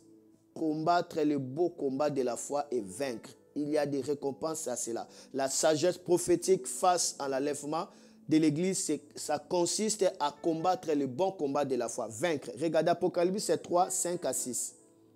Ainsi, les vainqueurs porteront des vêtements blancs. Je n'effacerai pas leur nom du livre de vie. Soulignons ici. Si tu as le salut et que tu ne le perdras pas, mais pourquoi le Seigneur peut dire que je n'effacerai pas leur nom du livre de vie? C'est qu'il y a certaines personnes à qui le Seigneur va effacer leur nom du livre de vie. Parce que le livre de vie veut dire tout simplement le livre dans lequel se trouvent les noms des amis de Dieu. Et ce livre-là se trouve au ciel. C'est un grand livre où il y a des noms des amis de Dieu. Il faut être ami de Dieu pour que ton nom reste dans le livre de vie. Donc, il y a des circonstances qui feront que les noms soient effacés. Imaginez ceux qui n'ont pas pris dents, ceux qui ne se préparent pas, ils ratent l'enlèvement. Et au moment des tribulations, ils n'ont pas pu supporter et ils acceptent la marque de la bête. Et directement, leur nom sera effacé. Donc, pour voir cet habit de gloire, l'habit blanc là, il faut vaincre. Je répète encore. Jésus dit ainsi, le vainqueur, soyez vainqueurs, le vainqueur porteront des vêtements blancs. Je n'effacerai pas leur nom du livre de vie. J'affirmerai devant mon Père et devant ses anges. Ces personnes m'appartiennent. Celui qui a des oreilles, qu'il écoute. ce que l'Esprit Saint dit aux églises. Jésus affirmerait, non, ces gens-là m'appartiennent. Ils sont des vainqueurs. Soyez vainqueurs. Soyez quelqu'un qui gagne. Ne perds pas le combat. Ne perds pas la foi. Ne te décourage pas. Ne lâche pas Christ. Perdez tout, mais ne perdez pas Christ. Perdez tout, mais ne perdez pas Christ. L'apôtre Paul dit, Christ est ma vie. Christ est ma vie. Christ est ma vie. Apocalypse chapitre 3, verset 11 à 13 maintenant. Regardez. Apocalypse 3, 11 à 13, je lis. Ça, c'est l'avant-dernier verset pour clôturer. Là, je vous rassure déjà. Apocalypse 3, 11 à 13. Jésus, ici, c'est Jésus qui parle. Il nous donne la sagesse prophétique face à l'enlèvement de l'Église. Jésus nous parle. Regardez. Je viens bientôt. Tiens solidement ce que tu as. Ainsi, personne ne prendra ta récompense. Oh Jésus. Tiens solidement ce que tu as. Ainsi, personne ne prendra ta récompense.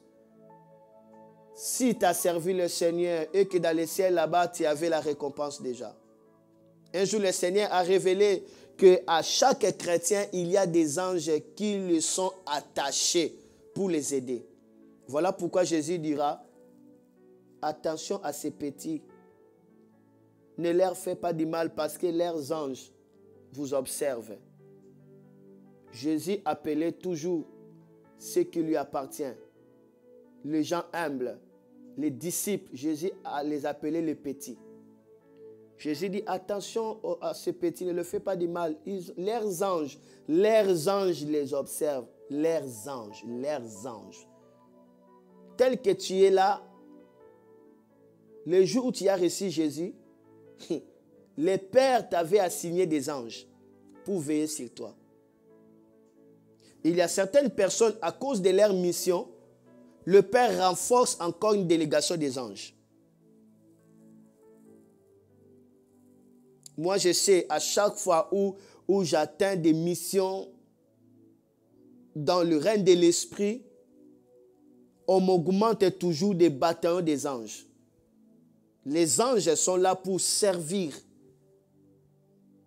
au service des saints, mais sous l'ordre de Dieu. Sous l'ordre de Dieu. C'est la raison pour laquelle l'apôtre Paul dira, l'ange à qui j'appartiens, l'ange à qui j'appartiens. C'est pourquoi les jours où Pierre sortit de prison, miraculeusement par un ange, les saints ont dit très bien, ce n'est pas Pierre, c'est son ange. Donc, ton ange porte ton visage. Là, je vous dis des mystères du royaume. Moi, je l'ai expérimenté. À Kinshasa, dans mon église Porte de l'Orient. Un jour comme ça, il y avait un serviteur du nom de José. Il dormait à l'église. Alors soudain, il a vu quelque chose de bizarre. Il y avait des démons trop courts qui sont venus l'étrangler. Et pendant que sa respiration quittait déjà, donc il devait mourir à l'église. Alors avant cela, Dieu nous prévenait déjà que non, le diable cherche qu'il y ait un grand problème dans l'église pour que je sois arrêté. Et maintenant, des démons là sont venus l'étrangler et l'âme de ses frères José commençait à quitter son corps. Là, c'est son témoignage. Et alors que l'âme commençait à quitter, il a vu visiblement comme ça, moi je suis entré dans l'église. Il m'a vu, selon lui, il dit que non, tu étais là, tu es venu. Et dès que je suis venu, ces démons sont disparus. Ces démons ont disparu plutôt. Et j'ai pris le frère, je l'ai soulevé. Et le frère s'est assis, il commence à respirer. Après, il était bien. Je suis resté avec lui. J'ai parlé avec lui quelques 10 minutes. Après, il m'a accompagné. Et je suis sorti.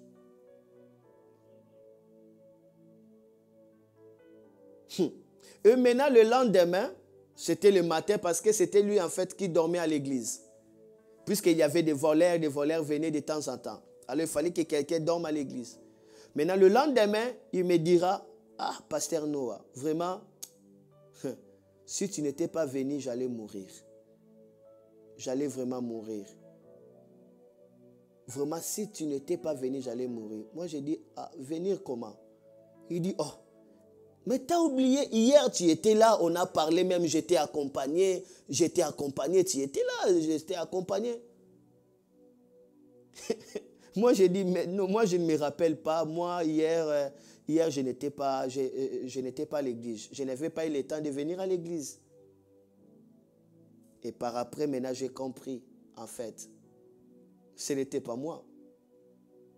C'était mon ange qui était venu. Des choses de l'esprit. Ne blaguez pas avec des choses de l'esprit. Ne blaguez pas. C'est à cela les mystères du pasteur, dans lequel la Bible dit, ayez des déférences, ça veut dire le double respect à vos conducteurs. Il veille sur vos âmes et il y rendra compte. Comment est-ce que le pasteur peut veiller sur les âmes d'une personne? Il ne dit pas que ce n'est pas Dieu qui veille, mais le pasteur. Il veille comment? Ton père spirituel veille comment sur ton âme? Ou je peux dire, l'apôtre Godfrey, comment est-ce qu'il veille sur ton âme? Il veille par le mystère de son mandat. Et à travers l'office de ses anges, les anges qui sont attachés à son mandat, à sa mission, c'est à cela qu'il veille sur toi. Mais pour qu'il veille sur toi, mais tu dois être brebis. Tu dois être sous sa couverture spirituelle. Beaucoup de fidèles n'aiment pas être sous la couverture spirituelle. Ils pensent qu'être sous la couverture spirituelle de leur père spirituel, c'est comme s'ils sont dominés. Mais tu ne comprends pas les principes du royaume, la sagesse de Dieu. La couverture spirituelle, c'est la sagesse de Dieu pour ta protection. La couverture spirituelle, c'est comme les parapluies. Les parapluies n'est pas là pour te dominer, mais les parapluies est là pour empêcher les tempéries. Le parasoleil n'est pas là pour te faire du mal. Mais le parasoleil est là pour empêcher que le soleil puisse te frapper. Ce n'est pas la domination. Mais beaucoup de gens n'aiment pas être sous l'autorité. Ils aiment être seuls, ils n'aiment pas être soumis. C'est la raison pour laquelle il y a des choses catastrophes. Ils combattent eux-mêmes dans leur destinée. L'onction du pasteur n'agisse pas à leur faveur. Ils ne sont pas dans l'alliance. Ils combattent elles-mêmes des combats inutiles. Or, si tu es dans l'alliance, tu te reposes. C'est l'esprit de ton Père qui combat. Qui combat pour toi. Il y a certaines batailles, toi seul tu ne le sauras pas. Il y a des batailles des hôtels. Il faut qu'il y ait les gardiens de l'hôtel qui s'élèvent. Et le père spirituel, le pasteur, ce sont des gardiens des hôtels. Ce sont des gardiens des hôtels. Beaucoup de mes enfants dans le ministère, même de ministres de Dieu, ont échappé au danger, à la mort, justement parce que je leur ai servi de couverture spirituelle. Mais parfois d'autres même, ils sont tellement complexés. Leurs pasteurs, leurs pères spirituels, ils les appellent à leur nom. Ton père spirituel, tu l'appelles à leur nom. Quel sacrilège! Dieu n'est pas français, Dieu n'est pas américain. Si les Américains appellent au nom, non, Dieu est Dieu. Il y a des principes dans le royaume. Et d'autres aiment toujours appeler leur pasteur, pasteur, pasteur, pasteur. Mais pasteur Noah, s'il y a un problème, là maintenant il change de nom. Là maintenant il ne m'appelle pas pasteur. Si je vois, il commence maintenant à appeler daddy, daddy, père, père. Si tu vois ça comme ça, moi-même je sais, il a un problème. Maintenant il commence à me flatter. Père, père, maintenant tu n'es pas sérieux. Tu m'appelles père seulement si tu as le problème.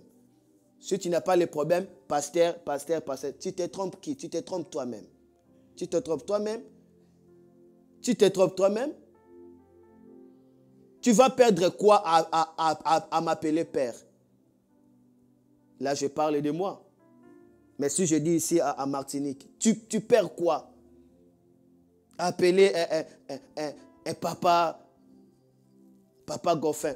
Tu perds quoi? Tout simplement, c'est l'orgueil francophone. L'orgueil des francophonies. Mais lorsque tu raconteras des problèmes, maintenant là tu commences à venir. Papa Goffin, tu sais, non, flatteur. Flatteur. Flatteur. Des flatteurs.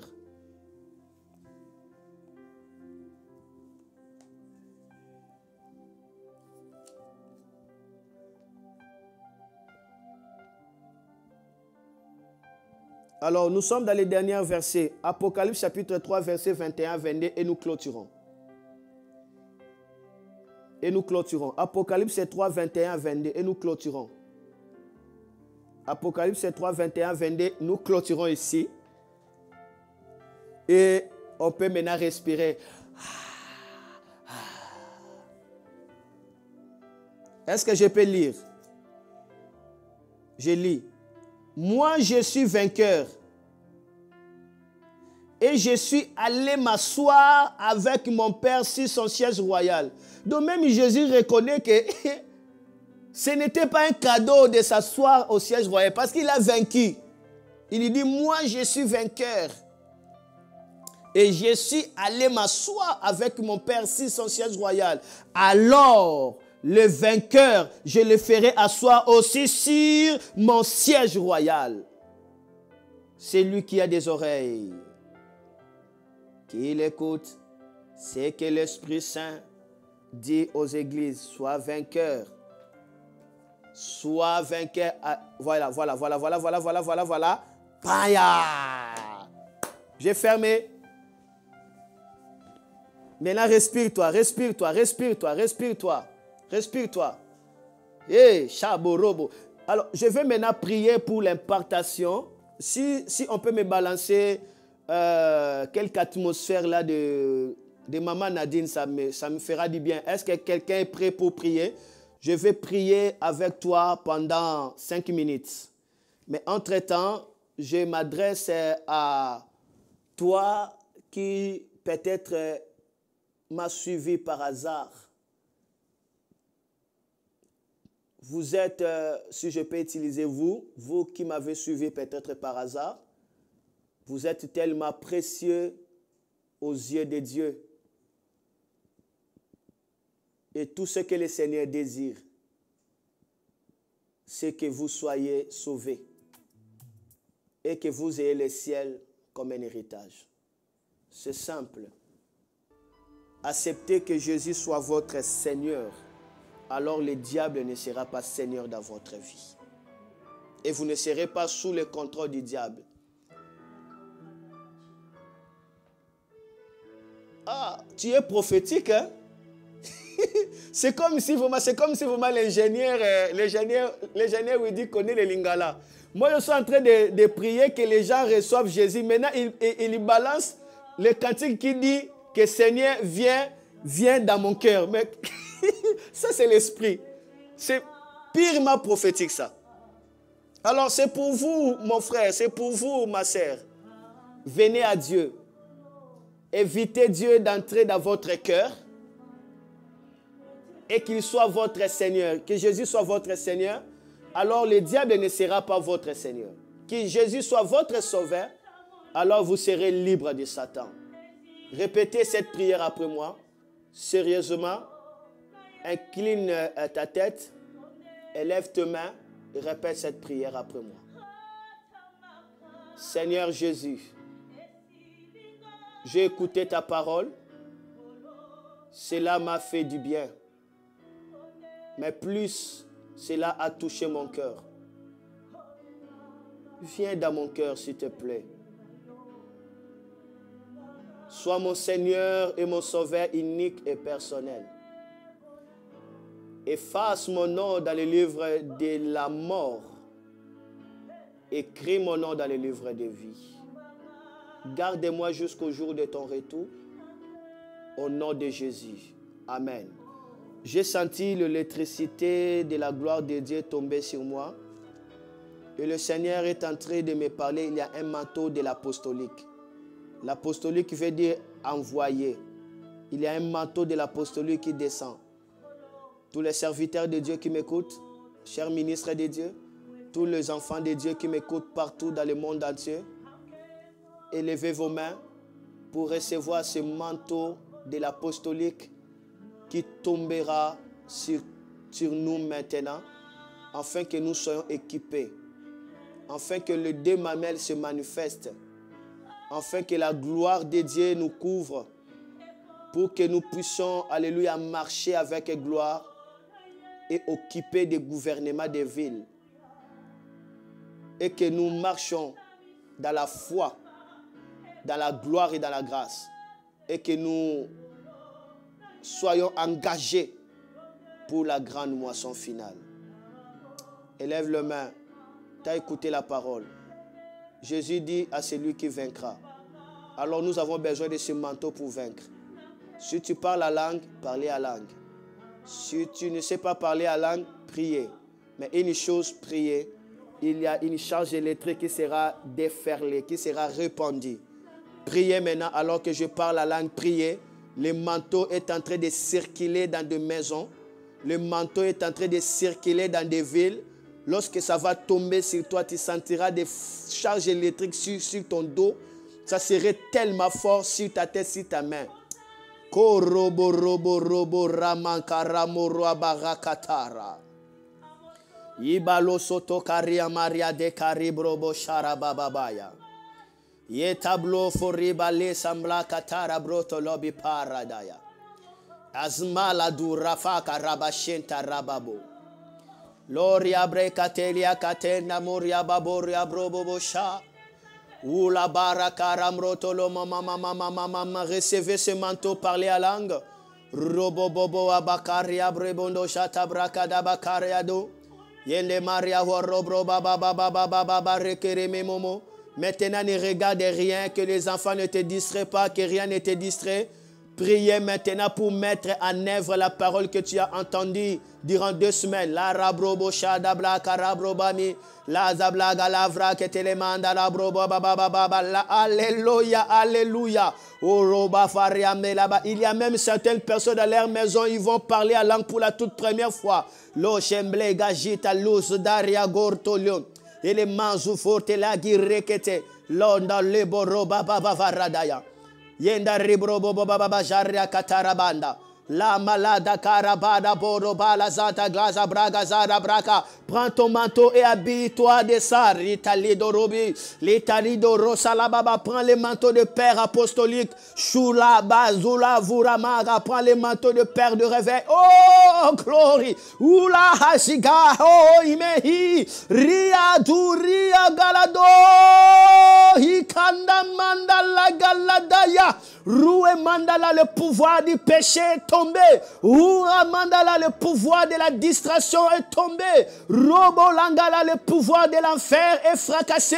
Raya manja, blaga, jadago, haka. Soyez vainqueurs. Ria babobo. Soyez vainqueurs. Ria mandalia. Soudaga, soudaga, soudaga. Randa mandele, gejinde, gijagri. Il y a un manteau qui souffle. Rigarandalabo. Il y a un manteau qui souffle. Ramada. Razegare. Saisis ce manteau. Habille-toi. Saisis ce manteau. Rêve-toi de ça. Rêve-toi de ça. Rêve-toi de ça. Rêve-toi de ça au nom de Jésus.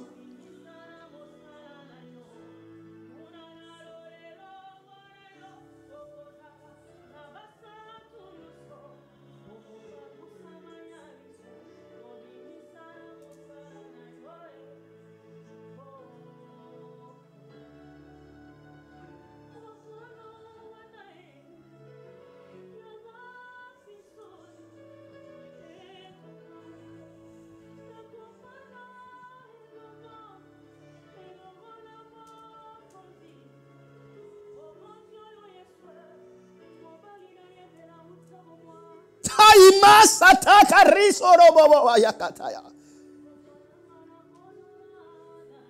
Ishuhati bro. Shatu frua laki. Rêvez ces manteaux, rêvez ces manteaux, rêvez ces manteaux, rêvez ces manteaux.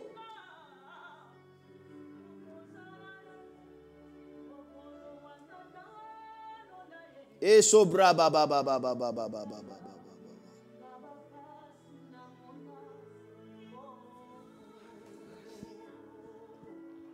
Je ne sais pas si le docteur Giglon est en train de me suivre dans ma chaîne YouTube. Je sais que tu me suis, mais je ne sais pas. Je viens de voir une vision. Il y a un manteau rouge qui est descendu sur toi. Et ce manteau est long jusqu'à tes chaussures.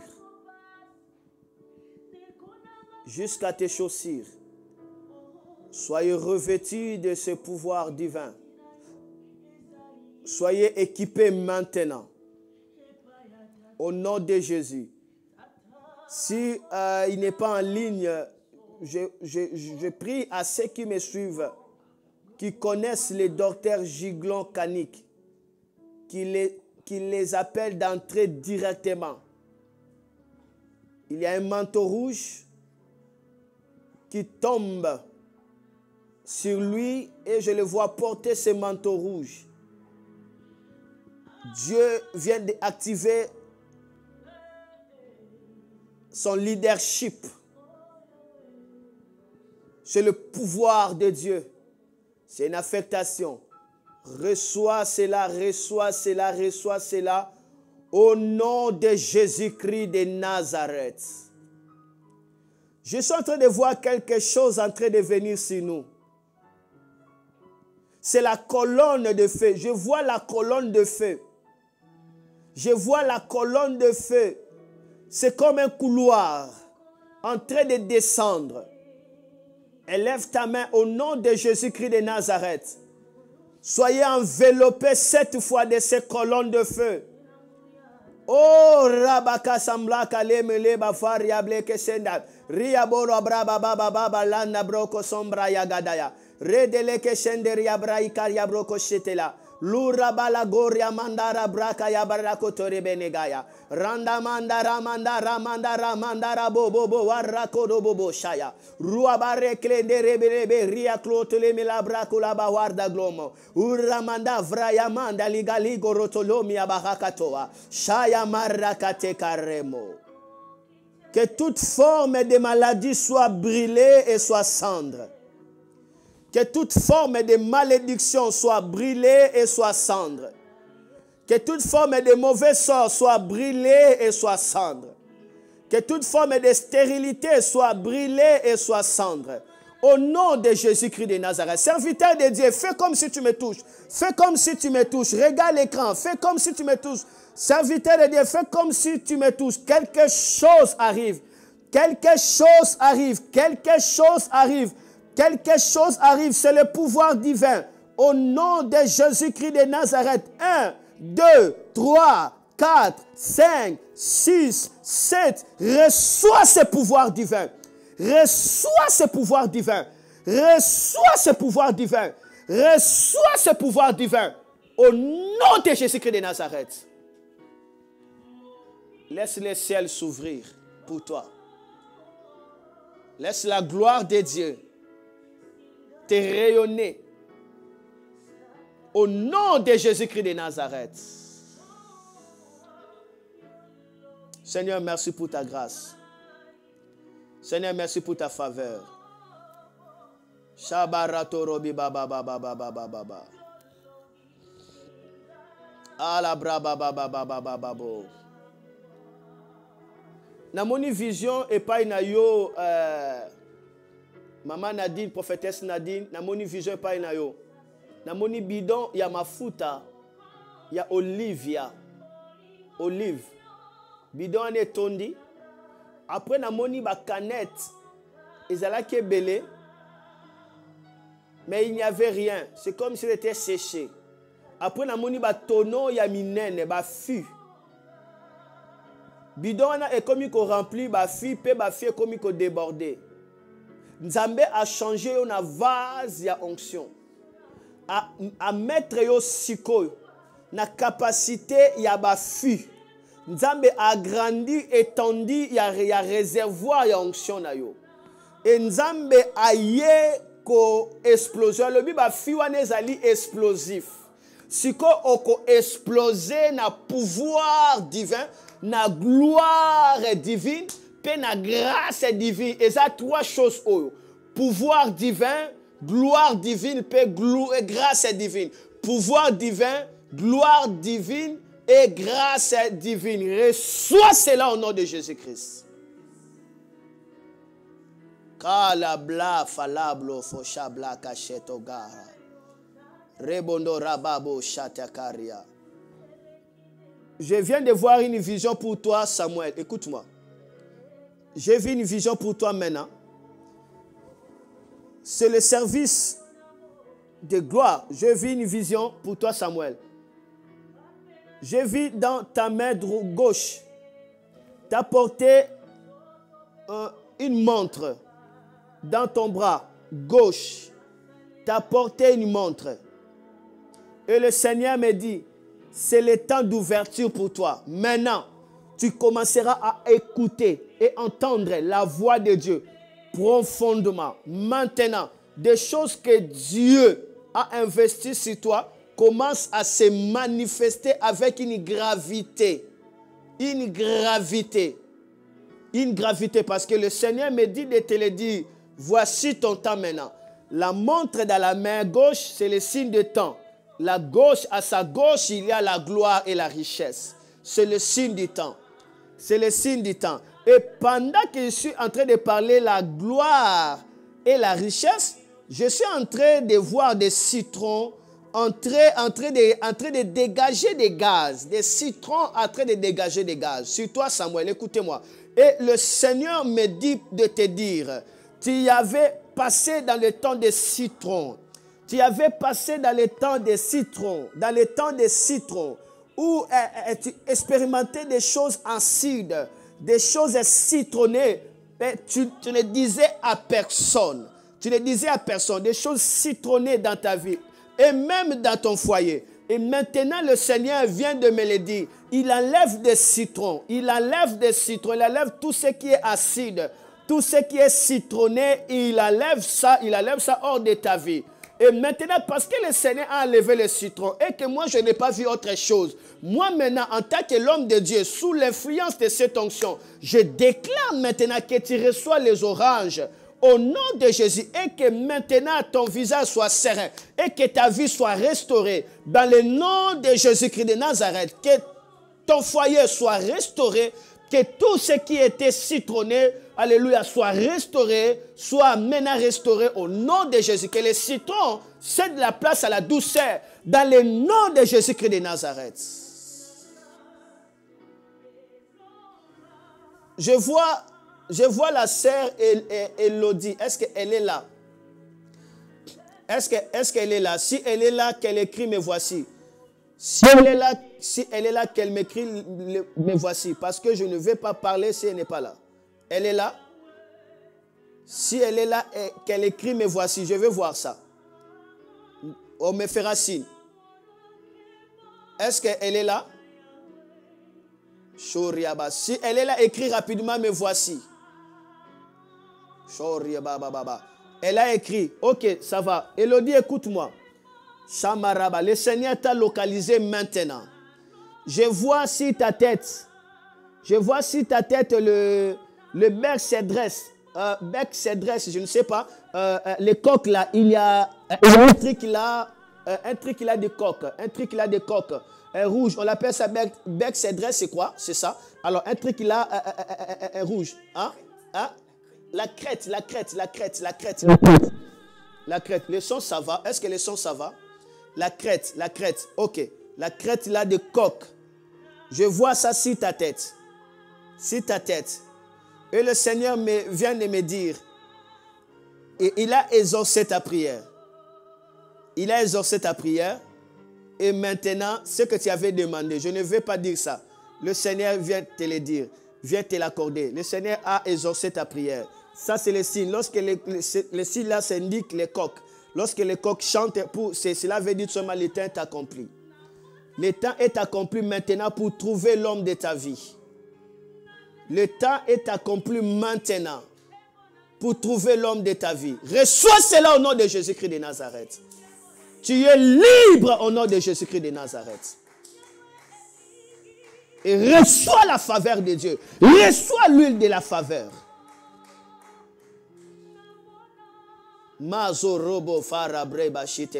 Je suis en train de voir des visages de beaucoup de gens ici. Mais je crois qu'il faut que j'arrête. Je suis en train de voir le message pour l'apôtre Goffin. Je suis en train de voir, je vis une vision pour toi. Je vis un lingot d'or qui brillait et tu l'as tenu dans la main. Tu l'as tenu dans la main. Tu ne sauras pas comment le Seigneur t'accorde la richesse. Tu ne sauras pas comment le Seigneur t'accorde la gloire. Tu ne sauras pas comment l'Éternel te repositionne.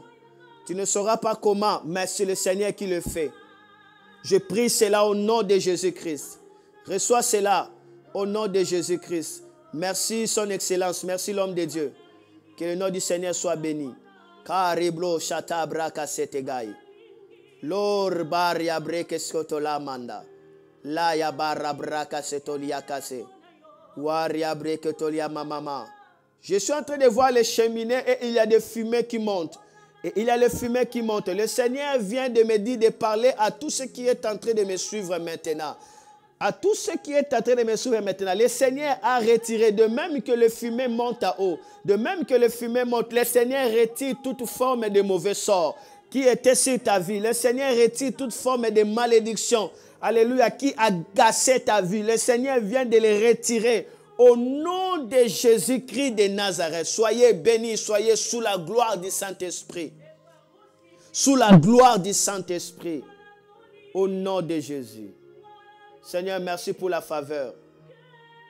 Oh, élevez les mains, bénissez le Seigneur. Élevez les mains, bénissez le Seigneur. Élevez les mains, bénissez le Seigneur. Élevez les mains, bénissez le Seigneur. Élevez les mains, bénissez le Seigneur. Que tu sois gardé pour lui, que tu sois gardé pour lui jusqu'au jour de son retour et que tu sois sous sa garde au nom de Jésus-Christ. Je prie ainsi. Amen. Amen. Amen. Est-ce qu'on peut acclamer le Seigneur?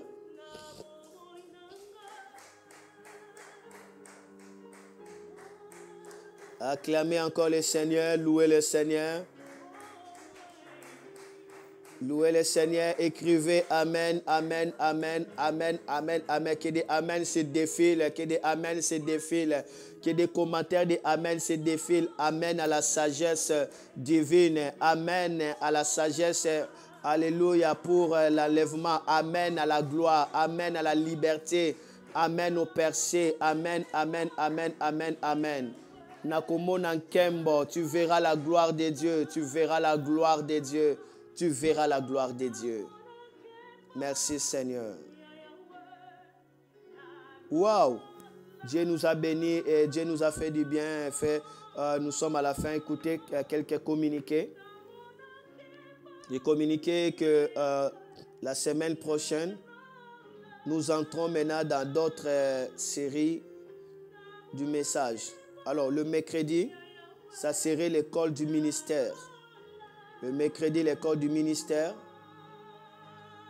Alors, dans cette école du ministère, ça serait à 15 heures. Je vais le faire à 15 heures. À 15 heures ici à Martinique. Et à 20 heures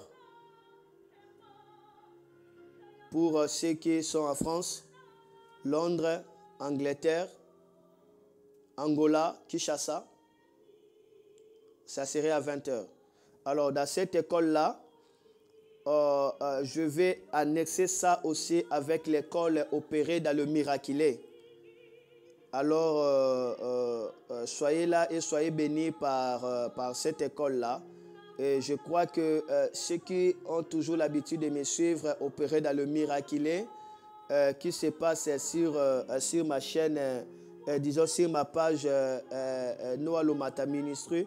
Mais cette fois-ci, ça se passera sur mon YouTube. Alors, commencez à s'habituer déjà sur YouTube. Mais pour le peuple de Dieu de l'église Martinique pour Christ, ça serait aussi l'école du ministère. Donc, nous allons suivre directement l'école du ministère à 15h au lieu de 18h30. Donc, je crois que nous sommes d'accord avec ça. Préparez-vous pour ça. Alors, vendredi, c'est le culte spécial de miracle. Le culte spécial de miracle à partir de 18h30. C'est ça? C'est ça? 18h30, n'est-ce pas? 18h30 vendredi, culte de miracle. Donc, restez sur la ligne Martinique pour Christ. Nous serons en direct. Ça serait le culte de miracle. La distance n'est pas une barrière. On priera pour des miracles. On priera, on aura des temps de vibrer dans la prière. Là, je serai devant la chair parce qu'on va vraiment vibrer dans la prière. Et dimanche, ça serait un grand culte de célébration à partir de 8h30, c'est ça? Hein? 9h juste. 9h juste, mes excuses. Donc, 18h30 vendredi et puis 9h juste pour le culte de dimanche. Donc, ça serait des moments profitables sous la gloire de Dieu. Alors, si ici c'est 9h, les gens qui nous suivent en France, ça serait 14h pour les dimanches prochains. Alors, soyez bénis, réjouissez-vous. Dieu nous a fait du bien, Dieu nous a fait du bien. Quant à moi, je vous dis, vous le savez, non? Bénédiction et ciao. Soyez bénis. Merci à l'apôtre Goffin et merci à toute l'équipe Martinique pour Christ. Soyez bénis.